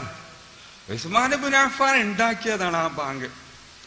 ആരാധനയിൽ അങ്ങനെ ഒരു നിർമ്മാണം പറ്റൂല. ഞങ്ങൾ ഹുത്ബാരിവാസ ചെയ്യുന്നുണ്ട് പറഞ്ഞിട്ട് കാര്യമല്ല. ആരാധനയിൽ ഒരു നിർമ്മാണം പറ്റൂല, ഒരു മാറ്റവും പറ്റൂല. അതുകൊണ്ട് ഉസ്മാൻ ഇബ്നു അഫ്ഫാൻ ചെയ്തത് തെറ്റാണ്. അതുകൊണ്ട് ആ ബാങ്ക് ഞങ്ങൾക്ക് സ്വീകാര്യമല്ല എന്ന് പറഞ്ഞുകൊണ്ട് ബാങ്ക് ഒഴിവാക്കുന്നവരാണ് ജമാഅത്തെ ഇസ്ലാമിയും മുജാഹിദും. ചിന്തിക്കണം. ഞാൻ ചോദിക്കുന്നു, ഉസ്മാൻ ഇബ്നു അഫ്ഫാന്റെ കാലത്ത് മക്കത്തും മദീനത്തും എല്ലാ രാഷ്ട്രങ്ങളിലും എല്ലാ പള്ളികളിലും ജുമാക്ക് 2 ഭാഗ് കൊടുത്തിരുന്നു എന്ന് നിങ്ങൾ ഫസബത്തൽ അംറു അലാ ദാലിക എന്ന് ബുഖാരിയിലില്ലേ? എല്ലാ സ്ഥലത്തും 2 ഭാഗാ കൊടുത്തത്. അപ്പൊ ഉസ്മാൻ ഇബ്നു അഫ്ഫാന്റെ കാലത്താണോ അത് നടപ്പാക്കിയത്? അവര് പറയണം. ഞാൻ ചോദിക്കുന്നു, ഉസ്മാൻ ഇബ്നു അഫ്ഫാന്റെ കാലത്ത് ഈ മദീനത്ത്, മക്കത്ത്, ഈജിപ്തില്, സിറിയയില് എത്ര സഹാബികൾ ഉണ്ടായിരുന്നു? 10,000 സഹാബികൾ അന്നത്തെ കാലത്തില്ലേ? ഉസ്മാൻ ഇബ്നു അഫ്ഫാൻ ജുമാക്ക് നിങ്ങൾ പറയുന്നത് പോലെയാണെങ്കിൽ 2ാമത്തെ ഒരു ബാങ്ക് കൂടി കൊടുത്തപ്പോൾ ലോകത്ത് 10,000 സഹാബികളും ലക്ഷക്കണക്ക് താബികളും ലക്ഷോപിലക്ഷം താബികളും ഉണ്ടായപ്പോൾ ഇവരിൽ നിന്ന് ആരെങ്കിലും ആ ബാങ്കിന്റെ എതിരിൽ കാമ എന്ന് പറഞ്ഞോ, എതിർത്തോ? അത് പാടില്ലാതാന്ന് പറഞ്ഞോ? സലഫുകൾ താബികളും ബാങ്കിൽ മാറ്റം വരുത്തി എന്നിട്ട് ഒരു സഹാബിയും അതിനെ എതിർത്തില്ല എന്ന് പറഞ്ഞാൽ ആരാധനയിലും മാറ്റം വരുത്താം എന്നല്ലേ നീ പറയുന്നത്? ആരാധനയിലും മാറ്റം വരുത്താ എന്നല്ലേ സഹാബത്തിന്റെ മാർഗം? അതല്ലേ സലഫിന്റെ മാർഗം? അത് പാടില്ല. ഉസ്മാൻ ഇബ്നു അഫ്ഫാൻ ചെയ്തത് തെറ്റാണ്. അന്നുള്ള 10,000 സഹാബികൾ മൗനം ബാധിച്ചത് തെറ്റാണ്. ഒരു എതിർക്കാതിരുന്നത് തെറ്റാണ്. ഞങ്ങൾ സലഫികളാണ്. പല്ലില്ലാത്തവർക്ക് പല്ല എന്ന് പറയുന്ന മാതിരിയല്ലേ കാക്കായത്? നീയാണോ മുജാഹിദ്? നിന്റെ പേരാണോ സലഫി എന്ന് പറയുന്നത്? എങ്ങനെ നിനക്ക് സലഫി എന്ന് പറയും? സലഫ് എന്ന് പറഞ്ഞ സഹാബത്തല്ലേ ഉദ്ദേശം? സഹാബത്ത് ഈ വാങ്ങിനെ എതിർത്തോ? താബിങ്ങളല്ലേ ഉദ്ദേശം? ആ താബിങ്ങൾ ഈ വാങ്ങിനെ എതിർത്തോ? താബികളെ എതിർത്തു. അവരാരെങ്കിലും ഈ ഭാഗിനെ എതിർത്തോ? അവരല്ലേ സലഫി എന്നാണ് എന്റെ ഉദ്ദേശം. പിന്നെ എങ്ങനെ നിങ്ങൾക്ക് സലഫി എന്ന് പറയണത്? നിങ്ങൾ ആളുകളെ പൊട്ടിച്ചാക്കി, ഈ നുണ പറഞ്ഞ് പണച്ചാക്കും നുണച്ചാക്കും ചെലവാക്കി എത്ര കാലം ജനങ്ങളെ പിടിച്ചിർത്താൻ കഴിയും നിങ്ങൾക്ക്? ഇതിനൊരു മറുപടി ഒരു മുജാഹിദ് നേതാവ്, സുബ്ഹാനല്ലാഹ്, ഉസ്മാൻ ഇബ്നു അഫ്ഫാനാണ് രണ്ടാം ഭാഗം ഉണ്ടാക്കിയെന്നോ, അത്ര മാത്രം, വേറെ പിന്നെ ഒന്നും പറഞ്ഞില്ല. പിന്നെ നീ പറഞ്ഞെന്താ? നീ എഴുതിയതെന്താ? നീ പ്രസംഗിച്ചതെന്താ? നീ എന്താ രണ്ടാമത്തെ ഭാഗം ഒഴിവാക്കിയത്? നോക്കണം, ചിന്തിക്കണം, നിങ്ങൾ ചിന്തിക്കണം. ഈ മുജാഹിദും പറയും ജമാഅത്തുകാരും പറയും മദീന പള്ളിയിൽ ഉമർ റളിയല്ലാഹു അൻഹുവിന്റെ കാലഘട്ടത്തിൽ തറാവി 20 നിസ്കരിച്ചു. എന്നിട്ടോ നീ എന്ത് എനിക്ക് 20 പറ്റാത്ത? അത് നബി 8 നിസ്കരിച്ചിട്ടുള്ളൂ. അതുകൊണ്ട് 12 റക്അത്ത് സഹാബത്തിന്റെ വക കരിഞ്ചന്ത കൂട്ടതാണ്. 12 റക്അത്ത് സഹാബത്തിന്റെ വക കരിഞ്ചന്ത കൂട്ടി കൊടുത്തതാണ്. അത് എന്ന് കൂട്ടി കൊടുത്തു? റമളാൻ മാസത്തിൽ. അതിനെ എവിടുന്ന് വെച്ച് കൂട്ടി കൊടുത്തു എന്നാ പറഞ്ഞ? മദീന പള്ളിയിൽ നബിന്റെ മെമ്പറിന്റെ അടുത്തുനിന്ന്. അതന്നെ അന്നത്തെ കാലത്തുള്ള ഏറ്റവും വലിയ ശ്രേഷ്ഠമായ അബൂ ഉമർ റളിയല്ലാഹു അൻഹു. അത് തന്നെ ആ പള്ളിയിലുള്ള ഇമാമ്, മക്കത്തെ പള്ളിയിലുള്ള ഇമാമ്, മദീനത്തെ പള്ളിയിലെ ഇമാമ്, അഥവാ സലഫ് 20 നിസ്കരിച്ചു. അത് ഞങ്ങൾക്ക് സമ്മതമല്ല. പിന്നെ എങ്ങനെയാണ് എനിക്ക് സലഫി എന്ന് പറഞ്ഞത്? പിന്നെ എങ്ങനെയാണ് എനിക്ക് സുന്നത്ത് ജമാഅത്ത് എന്ന് പറഞ്ഞ? ജമാഅത്ത് എന്ന് പറഞ്ഞാൽ ഉമർ പുറത്തുപോയോ? ഉമറിന്റെ കാലത്തുണ്ടായിരുന്ന 50,000-ഓളം സഹാബികൾ ജമാഅത്ത് എന്ന് പറഞ്ഞാൽ എങ്ങനെ പുറത്തുപോയി? നീ എങ്ങനെ സുന്നത്ത് ജമാഅത്താവും? ഞങ്ങൾക്ക് സുന്നത്ത് ജമാഅത്ത് എന്ന് പറഞ്ഞ ഏതർത്ഥത്തിലാണ്? ജമാഅത്ത് വ്യാഖ്യാനിച്ച മാതിരി ജമാഅത്തു സഹാബത്ത്, ജമാഅത്തു താബിഈൻ, ജമാഅത്തു താബിഈൻ വ്യാഖ്യാനിച്ചത് പോലെ തറാവീനെ നീ എന്തുകൊണ്ട് വ്യാഖ്യാനിക്കുന്നില്ല? ബാങ്കിനെ, ജുമാ ബാങ്കിനെ നീ എന്തുകൊണ്ട് വ്യാഖ്യാനിക്കുന്നില്ല? ആ സഹാബത്തിനെ തള്ളിയ, സലഫിനെ തള്ളിയ, സഹാബത്തിനെ തള്ളിയ, ജമാഅത്തിനെ തള്ളിയ നിനക്കെങ്ങനെ സുന്നത്ത് ജമാഅത്ത് എന്ന് പറയല്? നിനക്കെങ്ങനെ സലഫി എന്ന് പറയുന്നത്? പല്ലില്ലാത്താക്ക് പല്ലെന്ന് പറയുന്ന മാതിരിയല്ലേ? അല്ലേ? എങ്ങനെ നിങ്ങൾ ന്യായീകരിക്കും? നിന്റെ അടിസ്ഥാനം നഷ്ടപ്പെട്ടു പോ.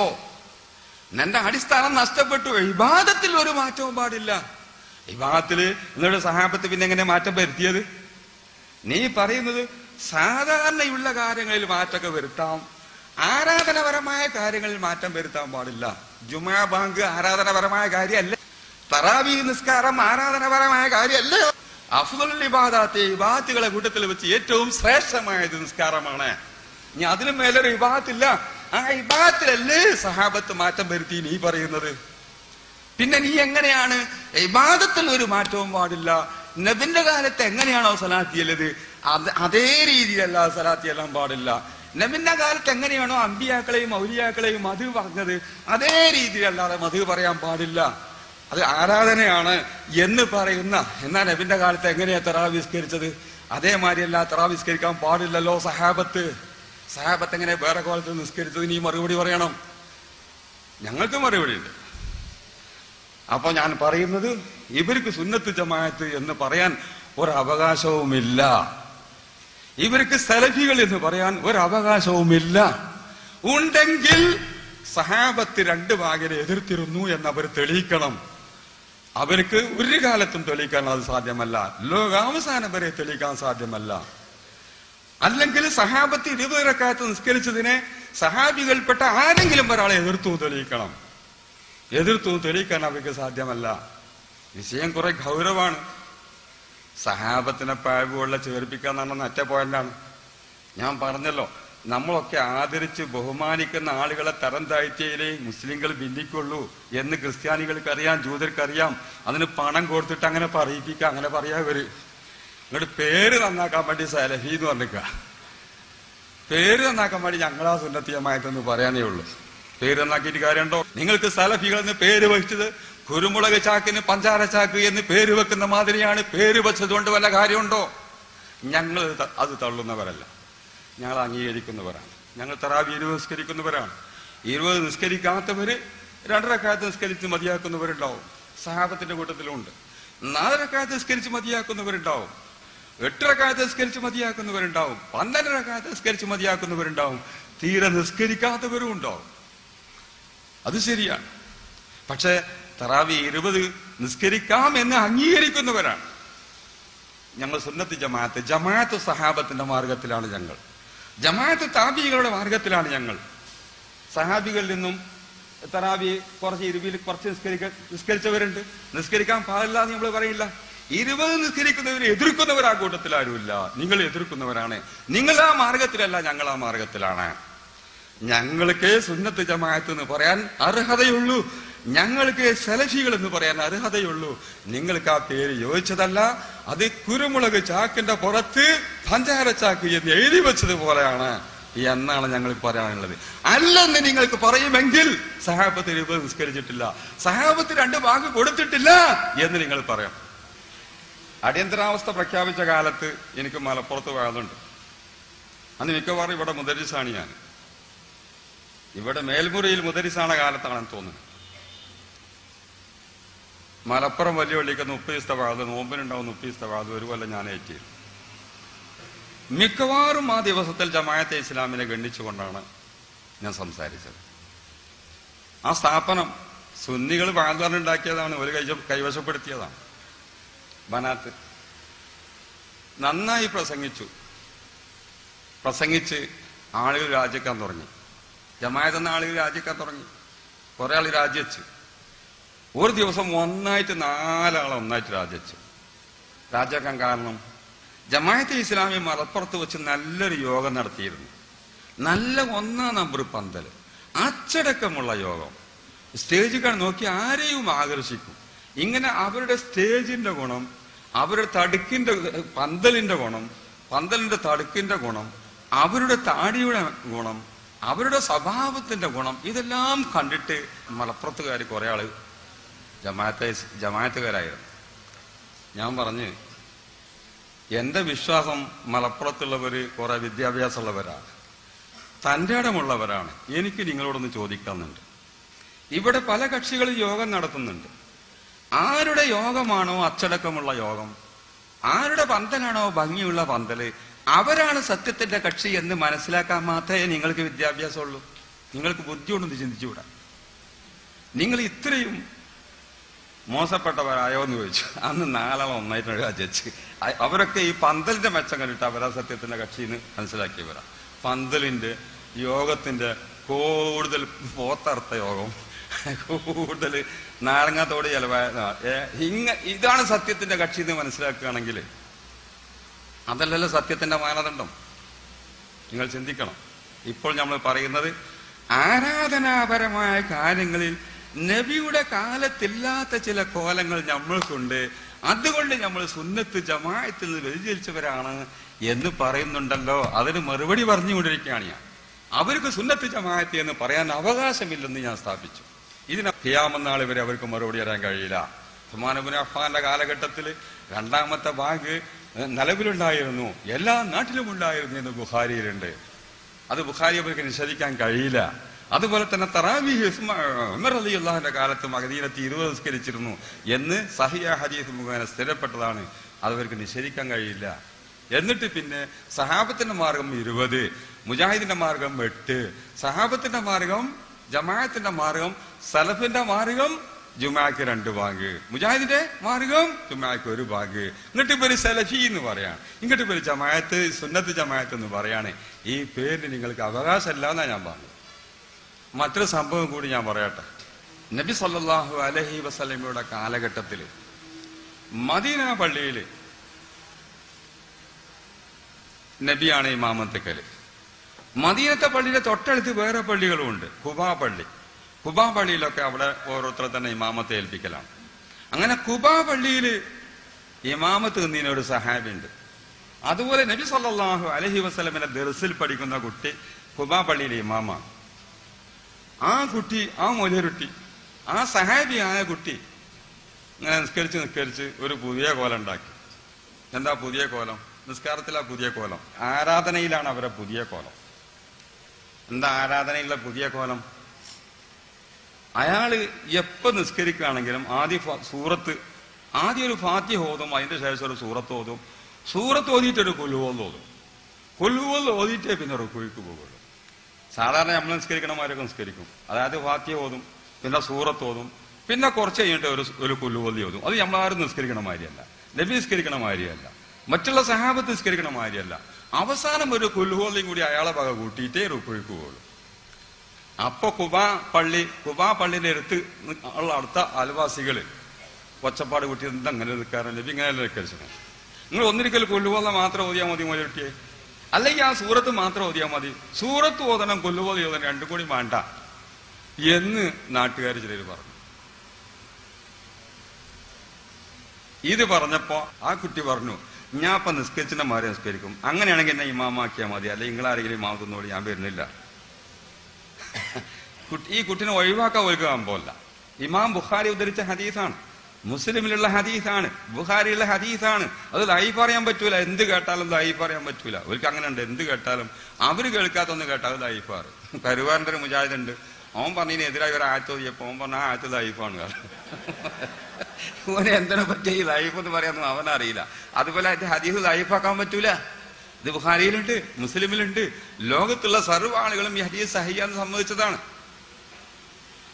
അങ്ങനെ ഈ ഇമാമിനെ ഒഴിവാക്കാൻ കുബ നാട്ടുകാർക്ക് തീരെ ആഗ്രഹമല്ല. ആള് നല്ല കുട്ടിയാണ്, ഇങ്ങനെ ഒരു തെറ്റുണ്ടെന്നുള്ള ഒരു.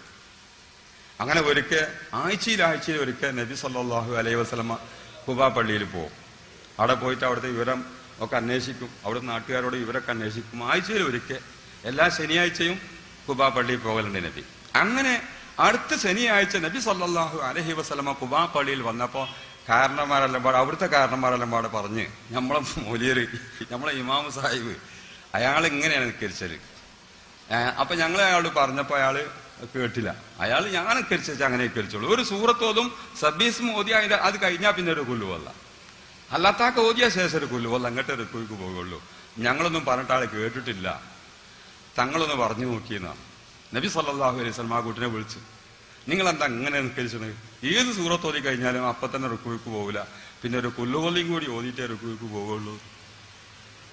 അപ്പോ ഈ കുട്ടി പറഞ്ഞത്, യാ റസൂലല്ലാഹി ഇന്നി ഉഹിബ്ബുഹ, എനിക്ക് ആ സൂറത്തിനോട് വല്ലാത്ത ഒരു മഹബത്താണ്, സ്നേഹമാണ്. അതുകൊണ്ട് ആ സൂറത്ത് ഓതിയിട്ടേ എനിക്ക് റുക്കുവിൽ പോകാൻ കഴിയുള്ളൂ എന്ന് ഈ കുട്ടി പറഞ്ഞപ്പോ നബി സല്ലല്ലാഹു അലൈഹി വസല്ലമ പറഞ്ഞു, ബുഖാരി ഉദ്ധരിക്കുന്നു, മുസ്ലിം ഉദ്ധരിക്കുന്നു, മോനെ, നിനക്ക് ആ ഇഖ്ലാസ് സൂറത്തിനോടുള്ള കുൽഹുവ സൂറത്തിനോടുള്ള സ്നേഹം, ആ സ്നേഹം എന്നെ സ്വർഗത്തിൽ കടത്തി. നീ അത് മുഖേന സ്വർഗത്തിൽ കടക്കും എന്നല്ല നബി പറഞ്ഞത്, ആ സ്നേഹം എന്നെ സ്വർഗത്തിൽ കടത്തി എന്നാ നബി പറഞ്ഞത്. ഇവരൊക്കെ വിചാരിച്ചത് ആരാധനയല്ലേ, അതിലൊരു മാറ്റം പറ്റൂല എന്ന് വിചാരിച്ചുകൊണ്ടിരിക്കേന്. അതിനൊന്നും തിരക്കടില്ല, അതിലൊരു ഇങ്ങനത്തെ ഒരു മാറ്റം തിരക്കടില്ല, അതുകൊണ്ട് ഒരു കുഴപ്പവുമില്ല എന്ന് നബി സല്ലല്ലാഹു അലൈഹി വസല്ലം പഠിപ്പിച്ചു. മുജാഹിദ് ഈ ഹദീസ് ചിന്തിക്കണം. ഈ ഖുൽ ഹുവല്ലാഹ് ഓതുന്ന സമ്പ്രദായം, ഈ പ്രത്യേക രീതിയിലുള്ള നിസ്കാരം നബി സല്ലല്ലാഹു അലൈഹി വസല്ലം നിസ്കരിച്ചിട്ടില്ല, വേറുള്ള സഹാബികൾ നിസ്കരിച്ചിട്ടില്ല. ഇത് ഈ കുട്ടി മാത്രം ഉണ്ടാക്കിയതാണ്. ആരാധനയിൽ പ്രത്യേക ഒരു സ്വഭാവം ഉണ്ടാക്കിയതാണ്. ആരാധനയിൽ പ്രത്യേക ഒരു സ്വഭാവം ഉണ്ടാക്കിയപ്പോൾ നിങ്ങളുടെ ആശയമാണ് നബിക്കുണ്ടായിരുന്നുവെങ്കിൽ, നിങ്ങളുടെ ചര്യയാണ് നബിക്കുണ്ടായിരുന്നുവെങ്കിൽ, നബി പറയണം ഇത് ആരാധനയിൽ ഒരു പുതിയ സമ്പ്രദായം ഉണ്ടാക്കലാണ്, അതുകൊണ്ട് ഇത് പാടില്ല എന്ന് പറയണം.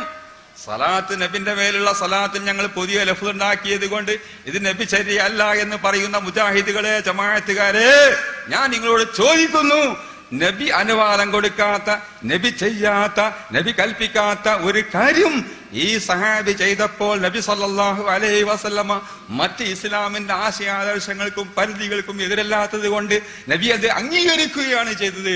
അത് നബി ചെയ്യാത്തതാണെങ്കിലും മറ്റ് സഹാബികൾ ചെയ്യാത്തതാണെങ്കിലും ഇതാണ് നബിയുടെ ചര്യ. നിങ്ങൾ നബിയുടെ ചര്യയിൽ നിന്ന് വ്യതിചരിച്ചു പോയിരിക്കുന്നു.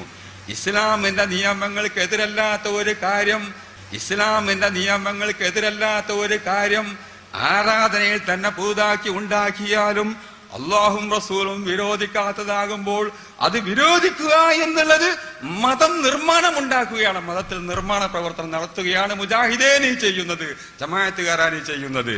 ഇങ്ങനെയുള്ള ഒരു സലാത്ത് നബി വിരോധിച്ചിട്ടുണ്ടോ? നബി വിരോധിക്കാത്തത് വിരോധിക്കാൻ ആരധികാരം തന്നു എന്ന് മുജാഹിദിനോട് ഞാൻ ചോദിക്കുന്നു. ഇങ്ങനെയുള്ള മൗലൂദ് നബി വിരോധിച്ചിട്ടുണ്ടോ? നബി വിരോധിക്കാത്ത മൗലൂദ് വിരോധിക്കാൻ മൗദൂദി, വഹാബി, സലഫി നിനക്കാർ അധികാരം തന്നു ഞാൻ ചോദിക്കുന്നു. നബി വിരോധിക്കാത്തത് നിങ്ങളെ തറവാട് സ്വത്താണോ ഇത്? നീ സ്വന്തം ഒരു കാര്യം വിരോധിക്കുകയാണെങ്കിൽ എന്റെ ഭാര്യയ്ക്ക് അത് ബാധകമുള്ളൂ, മുസ്ലിം സമൂഹത്തിന് അത് ബാധകമല്ല. നബി വിരോധിക്കാത്തൊരു കാര്യം വിരോധിക്കാൻ നിനക്കാർ അധികാരം തന്നു ഞാൻ ചോദിക്കുന്നത്. ഈ സഹാബി ഇങ്ങനെയുള്ള ഒരു നിസ്കാരം ഭൂതാക്കി ഉണ്ടാക്കിയപ്പോൾ ഇത് ആരാധനയിലാണ്, ഇതിൽ യാതൊരു മാറ്റവും പറ്റില്ല എന്ന് പറയുന്ന നമ്മളെ സലാത്ത് നാരിയ സലാത്ത് അങ്ങനെ സലാത്ത് നബി ചൊല്ലിക്കണോ? ചെല്ലണ്ടെന്നാ ഞാൻ പറഞ്ഞത്. നമ്മള് മങ്കൂസ് മൗലൂദും ഇങ്ങനെ ഒരു മൗലൂദിന് ഓതിക്കണോ നമ്മൾ ചോദിച്ചില്ലേ? നിങ്ങൾ ചിന്തിക്കണം.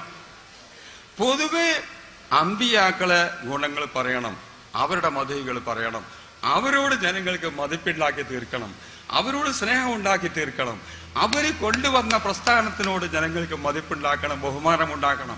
അതിന് പറ്റിയ ഈ ലഫ്ദ് തന്നെയാണെന്നില്ല ഈ ലഫ്ദായാലും മതി, ഈ ലഫ്ദ് തന്നെയാണെന്നില്ല ഈ ലഫ്ദായാലും മതി. ഇതാ ഇസ്ലാമിലുള്ളത്.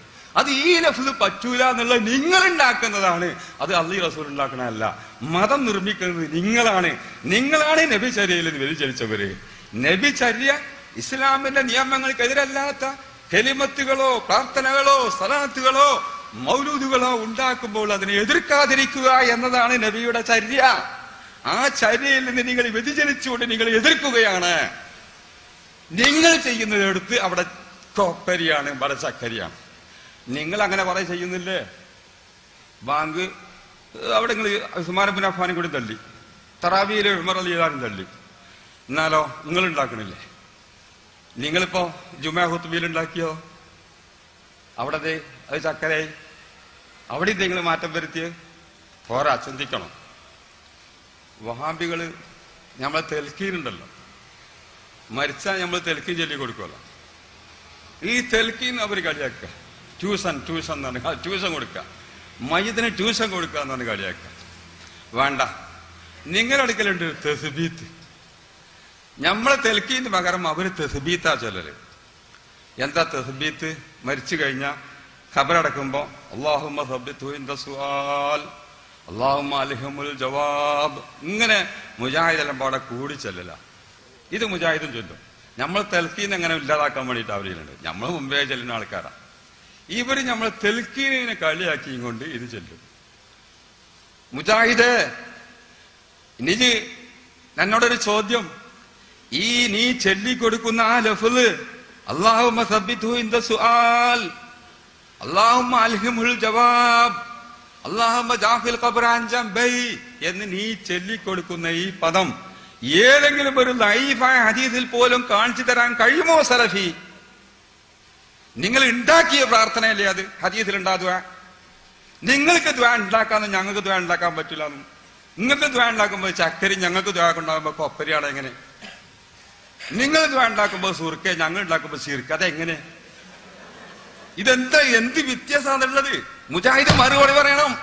നിങ്ങൾ കൂട്ടായി ചൊല്ലിക്കൊടുക്കുന്ന തസ്ബീത്ത്, ആ തസ്ബീത്തിന്റെ സീറ, ഞങ്ങൾ ചെല്ലുന്ന സലാത്ത്, നബിയുടെ പേരിൽ ചെല്ലുന്ന സലാത്ത്, മാജിലിൽ ചെല്ലുന്ന സലാത്ത്, അതിന് ലഫ്ള് ബുഖാരിയിലില്ല, അതിന് ലഫ്ള് മുസ്ലിമിലില്ല എന്ന് പറയുന്ന മുജാഹിദേ, ഞാൻ എന്നോട് ചോദിക്കുന്നു, നിങ്ങൾ ചൊല്ലിക്കൊടുക്കുന്ന തസ്ബീത്ത് ബുഖാരിയിലുണ്ടോ, മുസ്ലിമിലുണ്ടോ, അല്ലെങ്കിൽ മിസ്കാത്തിലുണ്ടോ, അല്ലെങ്കിൽ ഏതെങ്കിലും ഒരു ഹദീസിന്റെ കിതാബിലുണ്ടോ?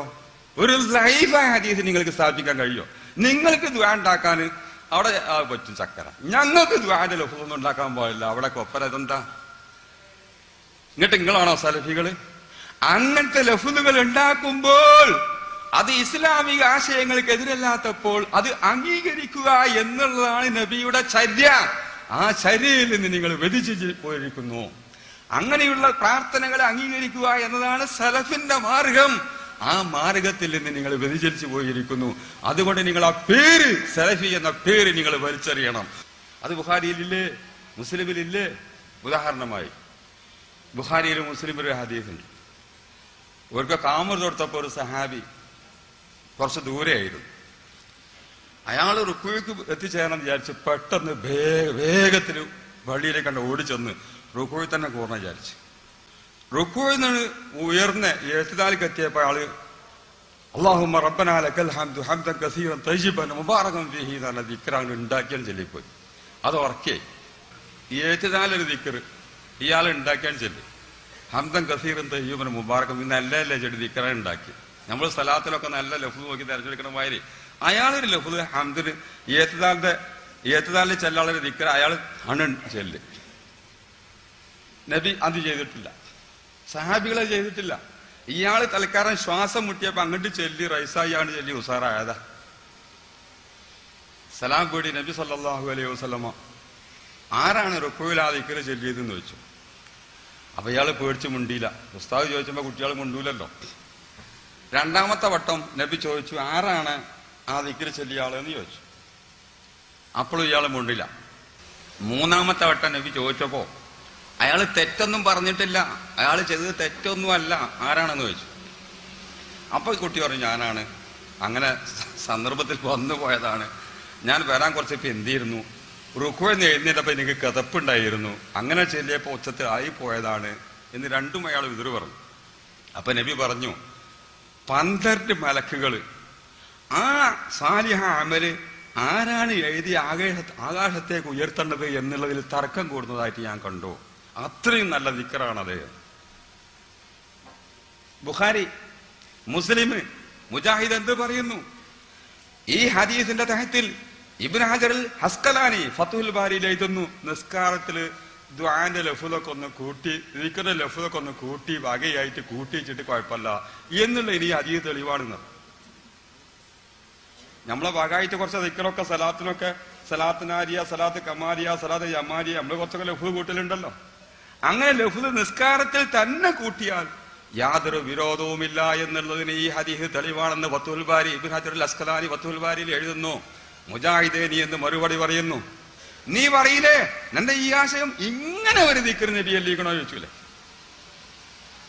ഇങ്ങനൊരു സലാത്ത് ഇങ്ങനൊരു മൗലൂദ് നബി ഓതിക്കണോന്ന് ചോദിച്ചാൽ മാരിയല്ലത്, എന്തേ നബിയെ ചോദിക്കാനും. അപ്പൊ അത്തരം ദിക്റുകളെ, ദുആകളെ, സലാത്തുകളെ എതിർക്കാതിരിക്കുക എന്നതാണ് നബിയുടെ ചര്യ, അതാണ് സഹാബത്തിന്റെ ചര്യ. ആ ചര്യയിൽ നിങ്ങൾ വ്യതിചലിച്ചിരിക്കുന്നു. വേണ്ട, മൂന്നായി. നാലാമത്തൊന്നും കൂടി എടുത്തോളൂ.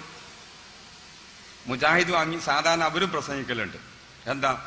നബി സല്ലല്ലാഹു അലൈഹി വസല്ലമയുടെ ശിഷ്യന്മാർ സഹാബത്ത് ഒരു നാട്ടിൽ കൂടി ഇങ്ങനെ യാത്ര പോകുമ്പോൾ വേറെ കുറെ ദൂരത്തുള്ള ഒരു നാട്ടിൽ എത്തിച്ചേർന്നു. അവിടെ എത്തിച്ചേർന്ന് അവര് അവിടെ താമസിക്കുമ്പോൾ ആ നാട്ടിലൊരു സംഭവം ഉണ്ടായി. എന്താണ് സംഭവം? ആ നാട്ടിലുള്ള നേതാവ്, ആ രാഷ്ട്രത്തിന്റെ ഏറ്റവും വലിയ നേതാവിനെ പാമ്പ് കടിച്ചിരിക്കണം. ഇങ്ങോട്ട് വിഷം തീണ്ടിയിട്ട് അയാളെ ബോധമല്ലാതെ അങ്ങനെ കിടക്കുക. അവരെ കഴിവിൽപ്പെട്ട എല്ലാ മാർഗവും അവർ ചെയ്തു, എന്നിട്ടൊന്നും വിഷം ഇറങ്ങണില്ല. മുജാഹിദ് കേൾക്കണം, മുജാഹിദ് മനസ്സിലാക്കണം. ഈ സന്ദർഭത്തിൽ അവര് പറഞ്ഞു, ആ നാട്ടിലുള്ളവർ പറഞ്ഞു, ഇവിടെ മറ്റേ ഈ മുസ്ലിങ്ങൾ എന്ന് പറഞ്ഞൊരു വിഭാഗക്കാര് വന്നിട്ടുണ്ട്, ഒരു അന്യനാട്ടുകാരാ, അവരെ പക്കൽ വല്ല വൈദ്യവുമുണ്ടോ, വല്ല പരിപാടിയുമുണ്ടോ, വിഷം മറക്കാൻ, വിഷം തീണ്ടിയവനെ അത് ഇല്ലാതെയാക്കാൻ വല്ല മാർഗവുമുണ്ടോ എന്ന് അവരോട് ചെന്ന് ചോദിക്കുക. നേതാവിനല്ലേ വാമ്പുത്തിയത്. അങ്ങനെ അവര് വന്നിട്ട് സഹാബത്തിനോട് ചോദിച്ചു. ഒരുപാട് സഹാബികളുണ്ട്.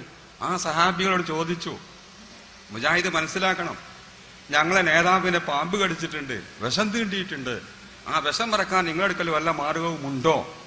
നിങ്ങളെ കൂട്ടത്തിൽ വല്ല മന്ത്രക്കാരുണ്ടോ? മന്ത്രിച്ച് വിസർക്കലുണ്ടല്ലോ. വാൽ മീങ്കും റാക്കിൻ, നിങ്ങളെ കൂട്ടത്തിൽ വല്ല മന്ത്രിക്കുന്നവരുമുണ്ടോ എന്ന് ആ നാട്ടുകാര് സഹാബത്തിനോട് ചോദിച്ചപ്പോൾ ഒരു സഹാബി പറഞ്ഞു, ഞാൻ മന്ത്രിക്കൊക്കെ ചെയ്യും, പക്ഷെ ഞാൻ മന്ത്രിക്കണമെങ്കിൽ എനിക്ക് പൈസ വേണം. അത് ഞാൻ പറയണേ, പകരം വേണം. ഞാൻ മന്ത്രിച്ചാല് അങ്ങനെ വെറുതെ മന്ത്രിച്ചു തരൂല. നിങ്ങളോട് ഞങ്ങൾ വിരുന്ന് സൽക്കരിക്കാൻ ആവശ്യപ്പെട്ടപ്പോ നിങ്ങൾ സൽക്കരിക്കൂല എന്ന കക്ഷിയാ. നിങ്ങളെ വെറുതെ ഇടാൻ പാടില്ല. മാനമര്യാദയൊക്കെ നിങ്ങൾക്ക് ഉണ്ടെങ്കിൽ നമ്മക്കുണ്ട്. നിങ്ങൾ നമ്മളെ സൽക്കരിക്കൂല പറഞ്ഞ ബുദ്ധിമുട്ടാണല്ലോ, കാരണം അവിടെ ഹോട്ടലൊന്നും ഇല്ലല്ലോ. നിങ്ങൾ ഞങ്ങളെ സൽക്കരിക്കൂല എന്ന് പറഞ്ഞ കക്ഷിയാണ്. അതുകൊണ്ട് ഏതാക്കാൻ ഞാൻ മന്ത്രിച്ചു തരാ, പക്ഷെ കൂലി വേണം. അപ്പൊ എത്ര കൂലി വേണം? 30 ആട് തരണം നാം മന്ത്രിച്ചാന്നാ പറഞ്ഞത്. ഒരാടിന് എത്ര പൈസ? 30 ആടിന് പൈസ എത്ര ഉണ്ടാവും? നമ്മൾ മന്ത്രത്തിന് ഇപ്പോഴും പഴയ 1 റുപ്യ 2 റുപ്യ. സഹാബികള് മന്ത്രിക്കുന്നതിന് 30 ആടാണ് പറഞ്ഞത്. ഒരു ആടിന് എത്ര പൈസ? 30 ആടിന് പൈസ എത്ര ഉണ്ടാവും? അതിന് തന്നാ മന്ത്രിച്ചാന്ന് പറഞ്ഞു. ബുഖാരിയുള്ള ഹദീസാണ്, മുസ്ലിമുള്ള ഹദീസാണ്. ലോകത്താരും ലൈഫാന്ന് പറഞ്ഞിട്ടില്ല. ചെന്നാ പോരിന്ന് പറഞ്ഞു, തരാന്ന് പറഞ്ഞു. കുടുങ്ങുമ്പോ പിന്നെ സമ്മതിക്കല്ല, എന്ത് ചെയ്യും? അല്ലെങ്കിൽ പിന്നെ തരൂല. കൂടുങ്ങുമ്പോ സമ്മതിക്കന്നെ. സമ്മതിച്ച് കൊണ്ടുപോയി. ഇയാള് ഫാത്തിഹ സൂറത്താണ്ട് ഓതി. ഫാത്തിഹ സൂറത്ത് ഓതിയിട്ട് അങ്ങോട്ട് ഊതി. ആ വിഷണ്ട് ഇറങ്ങി. ഇയാള് ഈ ബോധമില്ലാത്ത ആ മനുഷ്യൻ കാൽമ നടക്കാൻ തുടങ്ങി. ഒരു രോഗമില്ലാത്ത മാതിരി, അങ്ങനെ വിഷം തീണ്ടാത്ത മാതിരി നടക്കാൻ തുടങ്ങി. നാട്ടുകാരൊക്കെ അത്ഭുതപ്പെട്ടു. ഇനി 30 ആടേ കൊടുക്കുള്ളൂ, 60 കൊടുക്കൂലേ? ഒരു വേഗം കൊടുത്തു 30 ആട്. ഫാത്തിഹ സൂറത്ത് മന്ത്രിച്ചിക്കാണ്ട് 30 ആട് വാങ്ങി വിഷം ഇറക്കി. ബുഖാരിയിലുള്ളതാണ്. മുജാഹിദ് സമ്മതിക്കൂല. മുജാഹിദ് സമ്മതിക്കും. ഇതൊക്കെ ഒരു പറയലുണ്ട്. അതുകൊണ്ടാണ് ഞാനും പറയണത്. ഇതൊക്കെ അവരും പറയുന്നുണ്ട്. ഇപ്പൊ മുജാഹിദ് പ്രസംഗിക്കുന്നുണ്ട്. നിങ്ങൾക്ക് തിരിഞ്ഞല്ലോ. നിങ്ങളൊന്ന് ചിന്തിക്കണം. സലഫി നീ ഒന്ന് ചിന്തിക്കണം കുട്ടി. സുല്ലമി നീ ഒന്ന് ചിന്തിക്കണം കുട്ടി. ഞാൻ എന്നോടൊന്ന് ചോദിക്കട്ടെ, ഇതിന് മുമ്പ് എപ്പോഴെങ്കിലും നബി വിഷം മറക്കാൻ വേണ്ടി ഫാത്തിഹ ഓതിയിട്ടുണ്ടോ? ഇതിന്റെ മുമ്പ് ഏതെങ്കിലും ഒരു സഹാബികൾ വിഷം മറക്കാൻ വേണ്ടി ഫാത്തിഹ ഓതിയിട്ടുണ്ടോ? നീ നബി ശരീരാണോ? നീ സഹാബത്തിന്റെ ശരീരാണോ? ഇല്ല. ഇതിന്റെ മുമ്പ് നബി സല്ലല്ലാഹു അലൈഹി വസല്ലം അങ്ങനെ വിസറക്കാൻ വേണ്ടി ഫാത്തിഹ സൂറത്ത് ഓതി മന്ത്രിച്ചിട്ടില്ല. ഒരു സഹാബിയും ചെയ്തിട്ടില്ല. ഇയാൾ അപ്പ ഇത്തിഹാദ് ചെയ്തിട്ടാണ് ഉണ്ടാക്കിയതാ. ചിന്തിക്കണം. 30 ആട് വാങ്ങി നമ്മളിപ്പോ തന്നെ തിന്നല്ലേ എന്ന് മറ്റുള്ളവരെ നിങ്ങൾക്ക് പൈസ കുറെ കിട്ടിയ ആ സഹാബി പറഞ്ഞു, ഞാനൊരു മന്ത്രക്കാരൻ, അങ്ങനെ മന്ത്രമൊന്നും അല്ല. ഖുർആനല്ല അള്ളാന്റെ കലാമല്ല, അത് ഓതിയാൽ അള്ളാഹ് സ്വീകരിക്കുമല്ലോ. ഖുർആൻ അള്ളാന്റെ കലാം ഓതിയാൽ അള്ളാഹ്ക്ക് ഇഷ്ടം ഉണ്ടാവും, ഉറപ്പല്ലേ? അപ്പൊ അള്ളാന്റെ ഇഷ്ടപ്പെട്ട ആളായി കണ്ട് അള്ളാണ് പറഞ്ഞാൽ വിസറക്കുന്നുള്ള വിശ്വാസം എനിക്കുള്ളത്. ഏതായാലും നമ്മൾ നബിനോടൊന്ന് ചോദിച്ചിട്ട് തിന്നാ. മദീനത്ത് ചെന്നോട് ബേക്ക് നബിനോട് 10 കഴിച്ചു. അപ്പോ യാതൊരു കുഴപ്പവുമില്ല, ആ ആടിഞ്ഞ് ബാക്കിയുണ്ടെങ്കിൽ ഞാൻ തിന്നോളാം എന്നാണ് നബി പറഞ്ഞത്. ബുഖാരിയുള്ളതല്ല. നമ്മൾ ചിന്തിക്കണ എന്താ? 2 കാര്യം ചിന്തിക്കാണ്ട്. നബി സല്ലല്ലാഹു അലൈഹി വസല്ലമയുടെ ചര്യ, നിങ്ങളുടെ മുജാഹിദുകളെ, ജമാഅത്തുകാരെ, നിങ്ങളുടെ ചര്യയായി നബിക്കുണ്ടായിരുന്നുവെങ്കിൽ ഞാൻ മുമ്പ് ഫാത്തിഹ ഓതിയിട്ടുണ്ടോ? നിങ്ങളിത് ആരാധനയല്ലേ? ഇത് മന്ത്രല്ലേ? ഇത് പ്രാർത്ഥനയല്ലേ? പ്രാർത്ഥന എന്ന് പറഞ്ഞാൽ ആരാധനയല്ലേ? ഇത് എന്ന് പറഞ്ഞാൽ ഭൂതാക്കി ഉണ്ടാക്കാൻ പറ്റുമോ? അത് ഞാൻ കണ്ടെങ്കിലല്ലേ പറ്റുള്ളൂ എന്ന് പറഞ്ഞ് നബി ചാടണ്ടേ? ഇത് വിദാത്താണ്. ഒരു സലാത്തിന് ലഫ്സിൽ കുറച്ചൊന്നും നമ്മൾ കൂട്ടുമ്പോക്ക്, മൗലൂദില് ഒരു എസരി നമ്മൾ എടുക്കുമ്പോക്ക് ചാടുന്ന ആൾക്കാര് ഇത് ഞാൻ ചെയ്തിരിക്കണോ? വേറെ വല്ല സഹാബികൾ ചെയ്തിരിക്കണോ? നിങ്ങൾ പുതുതാക്കി ഉണ്ടാക്കിയതല്ലേ? ഇതെങ്ങനെ പാടുണ്ടോ എന്നല്ലേ ചോദിക്കേണ്ടത്. നബി സല്ലല്ലാഹു അലൈഹി വസല്ലമ ഫാത്തിഹ ഓതി മന്ത്രിച്ച് രോഗം മാറ്റുന്നത് ഇസ്ലാമിന്റെ ആശയങ്ങൾക്കും തത്വങ്ങൾക്കും എതിരല്ല. അതുകൊണ്ട് ഇത് എതിർക്കപ്പെടേണ്ടതല്ല. ആയത്തിൽ ഇതിന് എതിര് വന്നിട്ടില്ല, ഹദീസിൽ ഇതിന് എതിര് വന്നിട്ടില്ല. ഇത് വാസ്തവത്തിൽ കൽപ്പിച്ചിട്ടില്ലെങ്കിലും എതിര് വന്നിട്ടില്ല. അതുകൊണ്ട് വിരോധിക്കാത്ത, അള്ളാഹു വിരോധിക്കാത്തൊരു കാര്യം വിരോധിക്കാൻ എനിക്ക് അവകാശമില്ല എന്ന് വെച്ചിട്ട് വിരോധിക്കാതിരിക്കുകയാണ്, അതിനെ പ്രോത്സാഹിപ്പിക്കുകയാണ് ചെയ്തത്.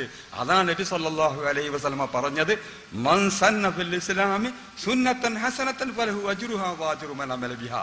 നല്ല ഒരു കാര്യം അത് നബി ചെയ്തിട്ടില്ല, സഹാബത്ത് ചെയ്തിട്ടില്ല എങ്കിലും അത് ഉണ്ടാക്കിയാൽ അത് അവർക്ക് അതുണ്ടാക്കിയ കൂലിയുണ്ട്. മാത്രമല്ല അതനുസരിച്ച് പിന്നീട് ആരെങ്കിലും ചെയ്താൽ അതിന്റെ പ്രതിഫലവുമുണ്ട് എന്നാ നബി സല്ലല്ലാഹു അലൈഹി വസല്ലം പറഞ്ഞത്. ഇമാം മുസ്ലിം ഉദ്ധരിച്ച ഹദീസാണ്. നീ പറഞ്ഞ മാതിരിയാണെങ്കിൽ പിന്നെ മൻ സന്ന ഫിൽ ഇസ്ലാമി എന്ന് പറയുന്ന വല്ലതും ഉണ്ടാകും. അതുകൊണ്ട് ഞാൻ പറയുന്നത്, സലാത്തിന്റെ ലഫ്ള് നബി സല്ലല്ലാഹു അലൈഹി വസല്ലം വിരോധിക്കാത്ത ഏതൊരു ലഫ്ളും കൊണ്ടുവരാം. അതൊരു പ്രാർത്ഥനയാണ്. പ്രാർത്ഥനയെ സംബന്ധിച്ച് നബി സല്ലല്ലാഹു അലൈഹി വസല്ലം പറഞ്ഞത്, പ്രാർത്ഥനയ്ക്ക് പറ്റിയ പദം അവൻ തിരഞ്ഞെടുത്തോട്ടെ എന്നാണ് നബി പറഞ്ഞത്. അത് എതിർക്കാൻ അവകാശമില്ല എന്നാണ് നബി പറഞ്ഞത്. ഇങ്ങനെ ഒരുപാട് ഉദാഹരണങ്ങളുണ്ട്. ഞാൻ പറയുന്നത് ഈ ഇസ്ലാമിക ആശയങ്ങൾക്ക് ആരും തെറ്റിദ്ധരിക്കരുത്. ആരാധനയും കണ്ടമാനം എങ്ങനെയും ഓരോരുത്തർക്കും ഉണ്ടാക്കാം എന്നല്ല പറഞ്ഞത്. ഇസ്ലാമിന്റെ അടിസ്ഥാന ആശയങ്ങൾക്കും പരിധികൾക്കും പുറത്തു പോകാത്തതാകുമ്പോൾ അത് നബി ചെയ്തിട്ടില്ല എന്നതിന്റെ പേരിൽ മാത്രം അത് ആക്ഷേപിക്കപ്പെട്ടതാകൂല. അത് ആക്ഷേപിക്കപ്പെട്ടതാകണമെങ്കിൽ, അത് ദുരാചാരമാകണമെങ്കിൽ, അത് സദാചാരമല്ലാതിരിക്കണമെങ്കിൽ അത് ആയത്തിന്റെയോ ഹദീസിന്റെയോ അടിസ്ഥാനത്തിൽ അത് പാടില്ല എന്ന് തെളിയണം. ആയത്തിൽ അങ്ങനെ ഒരു സലാത്ത് ചെല്ലരുത് എന്ന് പറയണം, അല്ലെങ്കിൽ ആയത്തിൽ അങ്ങനെ ഒരു മൗലൂദ് പാടില്ല എന്ന് പറയണം, അല്ലെങ്കിൽ ഹദീസിൽ അങ്ങനെ പാടില്ല എന്ന് പറയണം. ഇങ്ങനെ ആയത്തിലും ഹദീസിലും വരാത്തത് എതിർക്കാൻ സലഫികളെ നിങ്ങൾക്ക് അധികാരമില്ല, അവകാശമില്ല. മതം ഉണ്ടാക്കാൻ നിങ്ങൾക്ക് അവകാശമില്ല. ആദരവായ റസൂലുള്ളാഹി സ്വല്ലല്ലാഹു അലൈഹി വസല്ലമ ഇങ്ങനെയുള്ള മൗലൂദിനെ എതിർത്തിട്ടില്ല. ആദരവായ റസൂലുള്ളാഹി സ്വല്ലല്ലാഹു അലൈഹി വസല്ലമയുടെ ചര്യയിൽ ഇങ്ങനെയുള്ള പ്രാർത്ഥനകളെ എതിർക്കുന്നത് നബിയുടെ ചര്യയല്ല. ഇങ്ങനെയുള്ള ദിക്റിന്റെ സാക്ഷികളെ എതിർക്കൽ നബിയുടെ ചര്യയല്ല. നബിയുടെ ചര്യ അല്ലാത്തതിനോട് പിൻപറ്റിയും കൊണ്ട് നിങ്ങൾ നബിയുടെ ചര്യ സ്വീകരിച്ചവരാണെന്ന് പറയുകയാണ്. നിങ്ങൾ തെറ്റിദ്ധരിച്ചവരാണ്. നിങ്ങൾ അള്ളാഹും റസൂലും വിരോധിക്കാത്തത് വിരോധിക്കുകയാണ് ചെയ്യുന്നത്. ഇത് മുഖേന നിങ്ങളാണ് മുബത്തദിയാകുന്നത്, ഞങ്ങളല്ല. നിങ്ങളാണ് നബി ചര്യയിൽ നിന്ന് വ്യതിചലിച്ചു പോകുന്നത്, ഞങ്ങളല്ല. അതുകൊണ്ട് ഈ 10-18 ഹദീസുകൾ എന്റെ അഖീദത്തുസ് സുന്ന എന്ന കിതാബിൽ ഞാൻ ഇതുപോലെ സഹീഹ് ഹദീസുകൾ കൊടുത്തിട്ടുണ്ട്. അപ്പോൾ ഇബാദത്തിലാണെങ്കിലും ഇസ്ലാമിന്റെ പരിധിക്ക് അപ്പുറമല്ലാത്തപ്പോൾ, ഇസ്ലാമിന്റെ പരിധിയിൽ നിന്ന് പുറത്തു പോകാത്തപ്പോൾ അതിൽ ഇങ്ങനെയുള്ള മാറ്റങ്ങൾ വരുത്തുന്നത് അത് ഒരിക്കലും ഇസ്ലാമിക തെളിവിനെതിരല്ല, അത് സുന്നത്തിനെതിരല്ല. അത്തരം കാര്യങ്ങളെ എതിർക്കലാണ് സുന്നത്തിന് എതിരെ. ആ സുന്ന നബിചര്യയെ ജമാഅത്ത് സഹാബത്തെ ഇങ്ങനെയാണ് വ്യാഖ്യാനിച്ചത്, നിങ്ങൾ വ്യാഖ്യാനിച്ച മാതിരിയല്ല. അതുകൊണ്ട് നിങ്ങൾക്ക് സുന്നത്ത് ജമാഅത്ത് എന്ന് പറയാനും അർഹതയില്ല, സലഫികൾ എന്ന് പറയാനും അർഹതയില്ല. ആ 2 പേരും നിങ്ങൾ വലിച്ചെറിയണമെന്ന് മാത്രമാണ് എനിക്ക് പറയാനുള്ളത്. സത്യം സത്യമായി മനസ്സിലാക്കാനും അതനുസരിച്ച് പ്രവർത്തിക്കാനും അല്ലാഹു സുബ്ഹാനഹു തആല നമുക്കെല്ലാവർക്കും തൗഫീഖ് ചെയ്യുമാറാവട്ടെ എന്ന് പ്രാർത്ഥിച്ചുകൊണ്ട് ഞാൻ സംസാരം അവസാനിപ്പിക്കുന്നു. അസ്സലാമു അലൈക്കും.